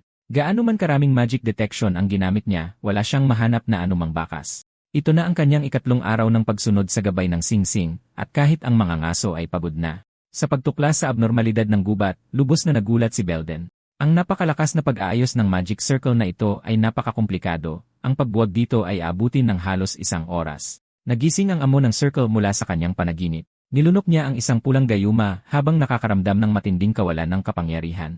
Mukhang hindi na gumagana ang gayumang ito, ngunit kailangan kong magtiis. Malapit na ang araw na magbabago ang mundo. Bigla, natuklasan niya na may tao sa likod niya sa sobrang takot. Sino ka? Ipinadala ka ba ng Darkhour? Dahan-dahang lumitaw si Belden. Hindi ko alam kung bakit mo nabanggit ang pangalang iyon, pero naparito lang ako dahil sa singsing na ito. Sandali. Yan ang New Moon. Umubo siya muli ng isang bungkos ng dugo. Saan mo nakuha ang singsing na yan? Nag-iingat si Belden. Una, ipaliwanag mo kung bakit ka narito. Nanukso ang matanda, gusto ko yan sayo. Maingat ka. Sasabihin ko sa iyo ang tungkol sa singsing. Ngunit bago yon, sabihin mo sa akin kung paano mo nalampasan ang harang na yon. Lahat ng daanan ay selyado. Nang malaman niyang inabot si Belden ng 4 na oras para buwagin ang magic circle, nagulat siya. Ang binatang ito ay may kahanga-hangang kakayahan at kaalaman, kaya ipinaliwanag niya ang pinagmulan ng singsing. Maaari mo itong ituring na tadhana. Nawala ko ang singsing na iyan 15 taon na ang nakalipas. Ang pangalan ko ay Hakan. Dati akong isang alchemist at 5th tier mage. Tinawag ako ng mga tao na pantas. Noon, mayroon akong isang kaibigan na 6th tier na nagmungkahing magtatag kami ng isang samahan para sa pananaliksik sa Mahika. Ganyan nabuo ang Darkhour. Sa paglipas ng mga taon, lumago kami mula sa ilang tao hanggang sa ilang daan. Kinainggitan at kinatakutan kami ng mundo dahil ang aming kapangyarihan ay lumampas sa isang maliit na bansa. Ngunit hindi kailanman dinala ng aking kaibigan ang Darkhour sa kasalukuyan nitong landas. Ito ay palaging isang lugar ng pananaliksik sa Mahika, hindi bababa sa hanggang sa kanyang kamatayan. Ang pumatay sa kanya ay isang apprentice na sabay naming sinanay. Ang pangalan niya ay Dark. Nalinlang kaming lahat sa kanya noon, hindi namin nakita ang kanyang tunay na pagkatao. Agad ko siyang nilabanan, ngunit noon ay umabot na siya sa 6th tier. Pinatay niya halos lahat ng aming puwersa, at nawala ang lahat ng aking kapangyarihan sa Mahika, at nagsimulang tumakas hanggang 15 taon makalipas na nakilala kita rito. At pinag-aralan ko ang astrolohiya sa mga nakaraang taon, nagkaroon ng kaunting kakayahang silipin ang hinaharap. Iniwan ko ang Paris ng singsing na New Moon 15 taon na ang nakalipas at nagawa ko lang maghintay dito. Ikaw ang itinakdang magligtas sa mundo mula sa kasamaan. Natigilan si Belden. Ang ganitong kadakilang hiling ay tiyak na may kapalit. Ano ang maibibigay mo sa akin? Seryosong sinabi ng matanda, kung papayag ka, Ice Sage Hakon, ibibigay ko sa iyo ang lahat ng aking mga nagawa. Nagulat si Belden. Mahirap unawain ang mga salitang iyon. Sa kanyang puso, wala siyang ibang nararamdaman kundi walang katapusang galit sa Magic Tower at sa pinuno nito. Ngunit inuna ng matanda sa harap niya ang pagliligtas sa mundo kaysa sa paghihiganti sa Darkhour. Nagtatakang tanong niya, yung mga nagawa na binanggit mo, anong ibig mong sabihin? Habang nag-uusap silang dalawa, may mga boses na biglang narinig mula sa likuran. Pumasok ang 3 taong nakabalabal. Sa wakas natagpuan ka na namin, Hakan Daesus, trader ng Darkhour. Nagulat si Hakan. Darkhour. Paano niyo nahanap ang lugar na ito? Ang lakas ng loob niyo. Malalakas na mahiwagang aura ang nanggagaling sa mga anyo nila. Inatan mo ang tono mo. Nag-init ang ulo ng matanda. Guro niya ako. Anong karapatan niyong atakihin ako? Paliwanag ng pinuno, natagpuan ka namin sa pamamagitan ng pagdetect sa paggamit mo ng magical tracking devices. Sa tingin mo ba personal na pupunta ang pinuno para sa isang matandang tulad mo? Diretsuhin na natin. Hindi pa nagtatagal, gumuho ang Magic Tower. Hindi mabilang na mga mage ang namatay. Wala pang nangyaring ganito dati, at may nagbintang sa amin, kaya patuloy kaming tinutugis ng mga assassin ng Tower Master.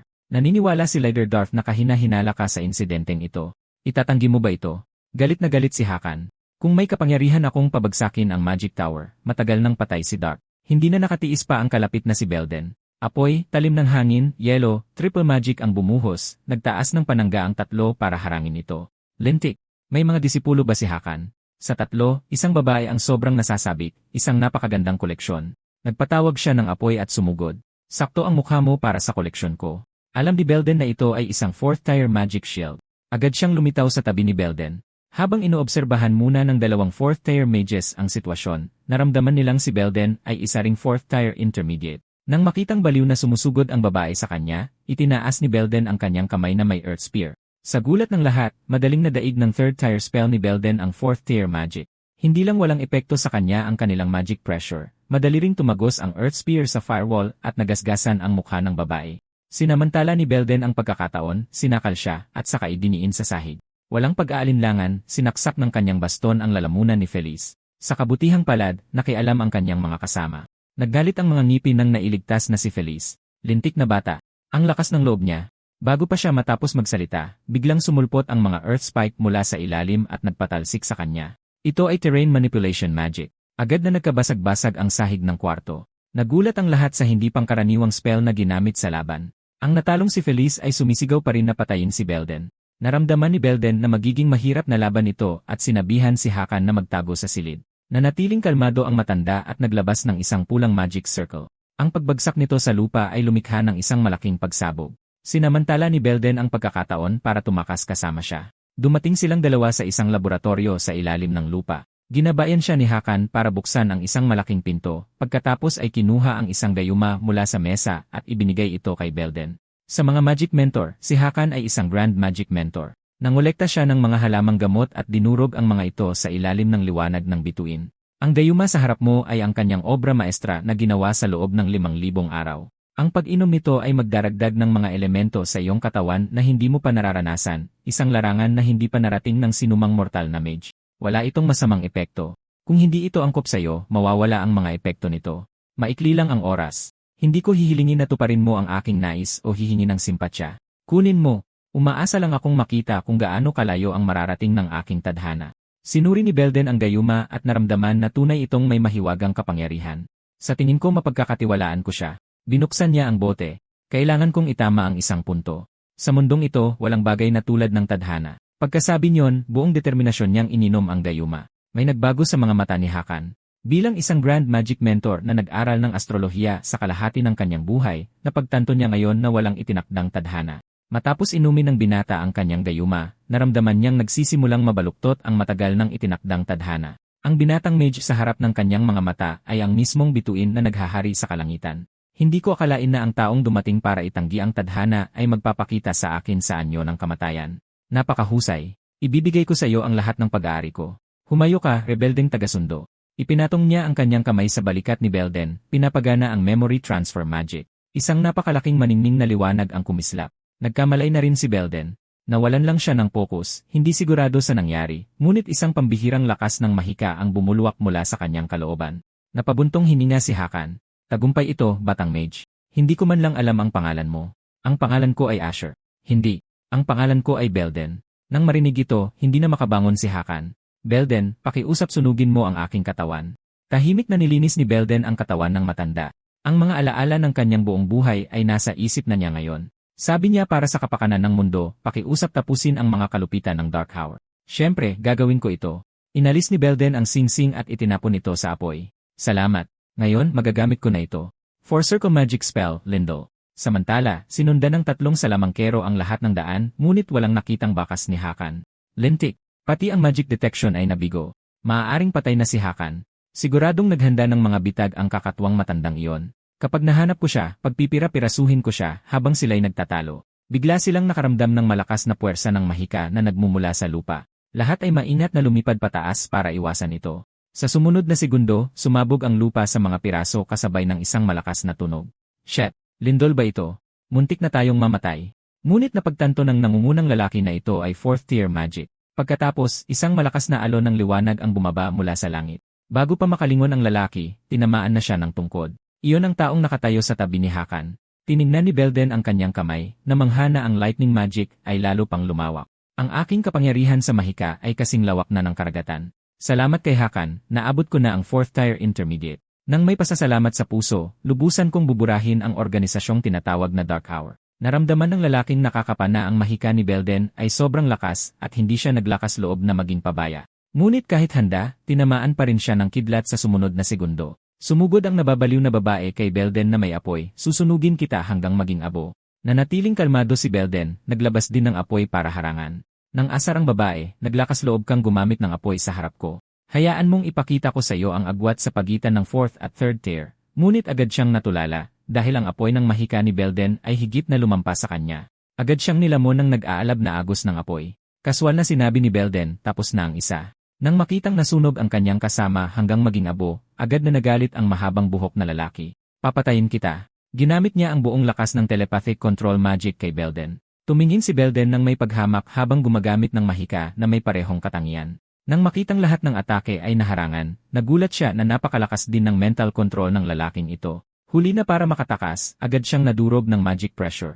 Nalaglag din ang tracking magic compass. Medyo interesado si Belden. Kailangan kong pag-aralan ito ng mabuti. May isa pang salamangkero. Nakatakas ba siya sa huli? Kung tatakas ang isang 4th tier mage gamit ang buong lakas niya, kahit ako ay hindi makakahabol ng madali. Kung gayon, gagamitin ko ang pamana ni Hakan. Isang maningning na puting liwanag ang suminag sa kamay ni Belden.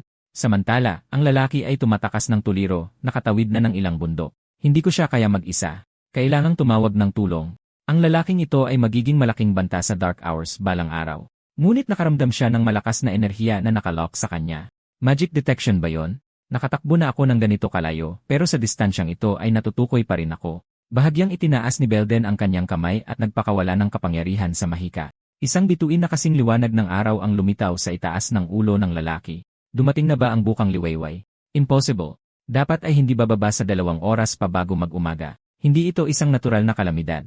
Kailangan kong tumakas agad. Kailangan kong i-report ang sitwasyon ng taong ito sa organisasyon. Ngunit nang mapagtanto niyang imposibleng makatakas, tuluyan siyang nawalan ng pag-asa.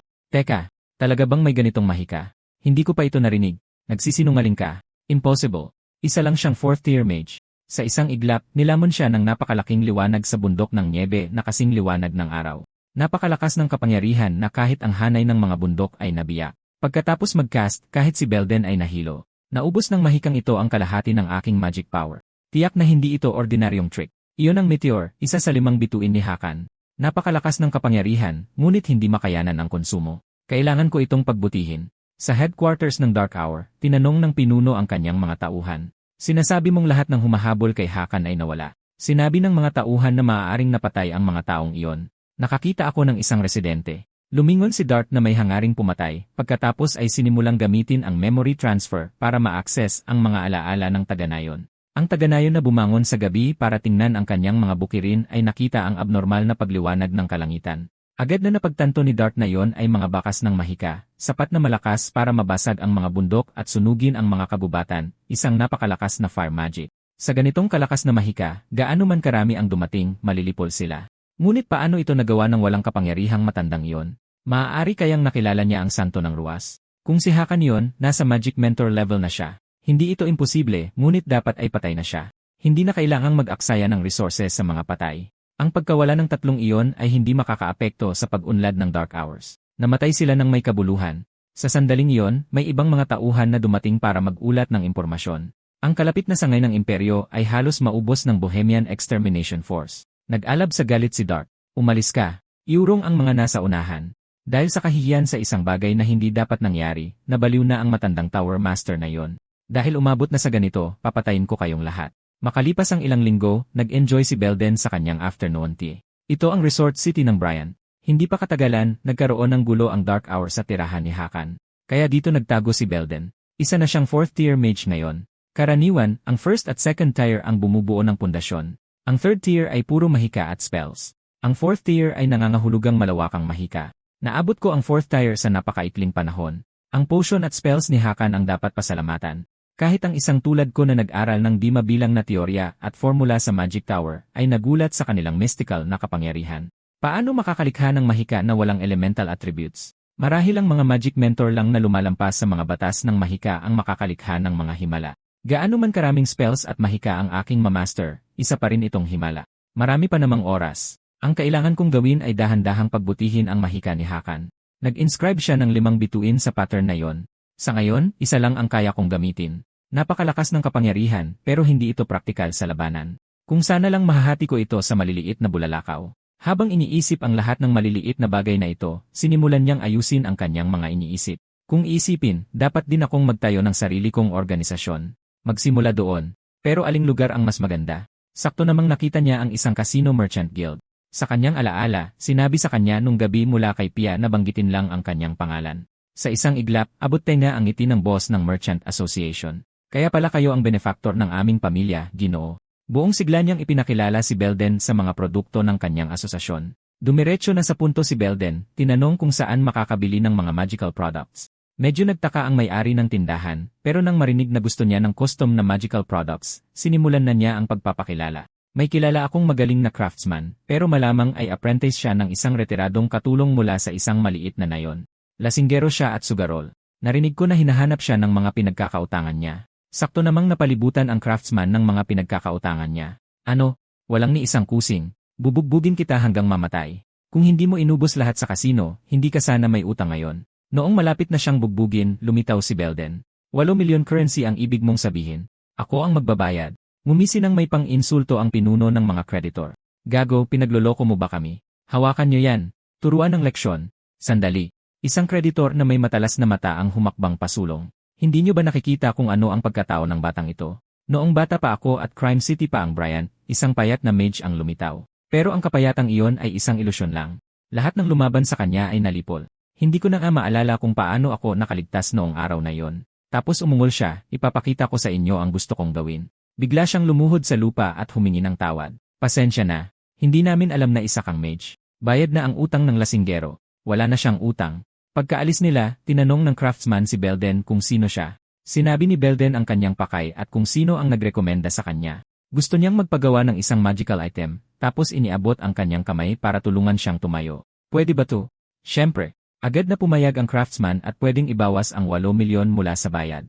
Makalipas ang ilang araw, nag-enjoy si Belden sa kanyang afternoon tea. Humanga siya sa napakagandang disenyo ng kompas ng Dark Hour. Tapos pinangalanan niyang Starlight ang bagong attribute na nakuha niya kay Hakan. Kumukonekta ang kapangyarihang ito sa mahika ng mga konstelasyon sa kalangitan, pero hindi pa ito lubusang kontrolado ni Belden. Ang problema ay iba ang kanyang magic circuits sa kay Hakan, na nagdudulot ng iba't ibang magical reactions. Sinubukan niya ang maraming paraan ng walang partikular na progreso. Habang siya'y nag-iisip, isang lalaki ang tahimik na umupo sa tapat niya. Sa wakas, nahanap din kita. Hayaan mong magpakilala ako. Ang pangalan ko ay Resno mula sa Ark. Nagulat si Belden. Ilang beses na niyang narinig ang pangalang ito. Ang Ark, ang pangalang kabaligtaran ng gluttony. Bakit nila ako hinahanap? Pinakalma siya ni Resno, huwag kang kabahan. Hindi ka namin sasaktan. Sa madaling salita, ang kaaway ng kaaway ko ay kaibigan. Ang pagpatay mo sa professor ay nakabuti sa amin, kaya sinundan ka namin at tinulungang burahin ang iyong mga bakas. Ituring mo na itong paraan namin ng pagtanaw ng utang na loob, kahit na minsan ay nawawala ka sa aming paningin. Nang marinig ito, agad na tumalim ang tingin ni Belden. Isang nakakatakot na magical pressure ang bumalot mula sa kanya. Hindi ko alam kung paano niyo ako natunton, pero lilinawin ko lang. Huwag niyong subukang manmanan ang kinaroroonan ko. Mabilis na humingi ng paumanhin si Resno. Ginagarantiya naming hindi ka na namin mamanmanan. Nang makitang bahagya siyang kumalma, muling humingi ng paumanhin si Resno, at saka ipinaliwanag ang kanyang pakay. Ang Ark ay palakaibigan kay Mr. Asher. Ang iyong ginawa sa pagpatay sa professor ay nag-iwan ng malalim na impresyon sa amin. Sinimulan niyang ipaliwanag ang ideolohiya ng Ark, hindi tulad ng gluttony, na nagsusulong ng ebolusyon ng tao sa pamamagitan ng paglamon. Ang pangunahing pilosopiya ng Ark ay nag-evolve ang mga tao sa pamamagitan ng paghihirap at mga pagsubok. Nang patuloy ka naming inoobserbahan, nakita naming isinasabuhay mo ang aming mga mitiin. Kaya inaanyayahan kitang maging bahagi ng aming RC. Tumanggi si Belden nang hindi nag-isip. Hindi ka dapat naparito para lang dyan. Naglabas si Resno ng isang kahon at ibinigay ito kay Belden. Pakiusap, ituring niyo ito bilang pasasalamat namin para sa insidente ng propesor. Sa loob ay isang mamahaling recovery bracelet na nagpapahintulot sa nagsusuot na mabilis na maibalik ang magic power. Naguguluhang nagtanong si Belden. Masyadong mahal ang regalong ito. Ganoon ba kahalaga ang mga taong tumutugma sa inyong ideolohiya? Napangiti ang iba. Pangalawa lang iyan. Ang pinakamahalaga ay mapanatili ang magandang relasyon sa iyo. Magkaaway ba ang Ark at si Gluttony? Muling nagtanong si Belden. Matyagang ipinaliwanag ni Reznor, isa itong issue sa ideolohiya. Tinalikuran ni Gluttony ang lumang sangkatauhan, naghahanap ng bagong sangkatauhan. Hinahanap ng Ark ang mga taong kayang pamunuan ang sangkatauhan sa di mabilang na pagsubok. Palaging magkaiba ang dalawa dahil sa magkasalungat na pilosopiya. Sige, dahil nasabi ko na ang ipinunta ko, alis na ako. Kung interesado ka sa Ark, mangyaring tumungo sa Hilagang Kanluran sa Lorien sa loob ng isang buwan. Ang Lorien ay isang lungsod na katabi ng Demon Forest. Ang mga magic rune ay isang sinaunang teknolohiya sa paggawa ng mahika, na higit na nakahihigit sa anumang kasalukuyang teknolohiya. Walang sinuman ang makakagawa muli ng proseso ng pag-ukit ng mga rune, maaari lang nilang subukang i-activate ang mga runic relic. Inilabas ni Belden ang isang singsing na may selyadong rune dito. Tinanong niya si Pale kung may alam siyang impormasyon tungkol sa mga rune. Isa ng 4th tier mage si Belden ngayon. Kailangan na ring i-update ang kanyang mga kagamitan. Sa madaling salita, oras na para gamitin ang mga kayamanang dinala mula sa magic power. Dahil problema pa rin ang mga materyales at gastos, pansamantala niyang isinantabi ito. Ngayon ay may isa pang kayamanan na kailangan niyang alisin ang runic seal. Nag-isip si Pale habang nakahawak sa kanyang baba. Mga rune, mayroon akong kaunting impormasyon. May kilala akong rune specialist, pero dahil sa pambihira ng larangang ito, mahihirapan kang hanapin siya. Pero Mr. Asher, katatanggap mo lang ng isang espesyal na commission request na maaaring makatulong. Bagamat maaari mong tanggihan ang kahilingang ito, nagkataong alam ng kliyente ang address ng rune specialist. Mahigpit siya. Pero kung tatanggapin mo ang kanyang hiling, malamang na pagbibigyan ka niya. Kaya't pumunta si Belden sa mansyon ng Count sa paanyaya nito, na pinangunahan ng isang kabalyero. Nakita ni Belden ang tunay na anyo ng Count. Ito si Count Rodin. Ilang beses na niyang kinumisyon si Belden. Matapos ang maikling pag-aasikaso, dumiretso na sa punto ang Count. Mayroon akong assistant na nagngangalang Baron na pumunta para sa isang misyon at dapat ay matagal nang nakabalik, ngunit hindi na siya at ang mga bantay na kabalyero bumalik. Patuloy akong nagpadala ng mga reinforcements pero walang balita. Para sa search operation na ito, mahalaga ang kaalaman at kakayahan, kaya ikaw ang hinahanap ko. Dahil natapos mo na ang lahat ng gawain ibinigay ko, kumpirmado na ang iyong kakayahan. Magsisilbi kang pangalawang pinuno ng mga kabalyero. May problema ba kung aalis tayo ngayong gabi? Nagtanong si Belden kung maaari siyang kumilos ng mag-isa. Subukang makipagtulungan. Kung kailangan mong kumilos ng mag-isa, pinapayagan ka. Sumang-ayon si Belden at tinanong ang Count tungkol sa rune specialist. Itinuro ni Count Rodin ang kanyang likuran. Matagal na siyang nanunuluyan dito. Ang pangalan niya ay Ronald. Noong kabataan niya, pinag-aralan niya ang mga rune sa loob ng maraming taon. Tumayo ang Count para umalis, mag-usap kayong mabuti. Ipinaliwanag ni Ronald na masasagot niya ang anumang tanong na sakop ng kanyang kaalaman. Diretsong inilabas ni Belden ang lilang singsing. Matatanggal mo ba ang magic seal sa singsing na ito? Kung gayon, babayaran ko ang anumang halaga. Maingat na nagmasid si Ronald. Napakahalaga ng singsing na ito. Ang singsing na ito ay tinatawag na transcendence. Kayang palakasin ng nagsusuot ang lahat ng 5 pandama, at ito ay isang patuloy na epektibong item. Gayunpaman, magpapatong-patong ang lahat ng pandama. Ang isang third-tier intermediate mage na tulad mo ay maaaring mahulog sa isang siklo ng pagkahilo at paggising. Ang kamay ng isang mage ay nahaharap sa panganib na maputol. Kahit na may mahusay na kondisyon ng katawan, hindi ito gagana. Kung gayon, yukit mo ang rune ng direkta sa aking mga magic circuit, seryosong sabi ni Belden. Nang marinig ito, pinagpawisan ng malamig si Ronald. Baliw ka. Sisirain ito ang iyong mga magic circuit. Kahit naswertehin kang mabuhay, walang silbi kung mawawalan ka ng braso. Ngunit seryosong-seryoso ang mga mata ni Belden. Bilang isang rune researcher, gusto rin niyang subukang mag-ukit ng mga rune sa katawan ng tao. Matapos mag-atubili, pumayag siya sa hiling ni Belden. Ang hindi niya alam ay isa ng 4th-tier mage si Belden at handa na mula pa noong umalis siya sa Magic Tower. At ngayon, ramdam na lang niya ang nagkakarerang 5 pandama na parabang mawawala siya sa katinuan anumang oras. Lumipat ang eksena. Buong puwersang umalis ang Knight Order. Nakatanggap ng payo ang commander mula sa isang matandang lalaki. Bagamat hindi natin alam kung anong nangyari sa gubat, nanginginig sa takot ang lahat ng mga hayop at orsi. 70 taon na akong nakatira dito at hindi pa ako nakaranas ng ganitong bagay. At si Belden na kasama nila ay tila wala sa sarili mula pa sa simula. Sumugod ang mga kabalyero sa gubat. Di nagtagal, mayroon na silang ilang impormasyon.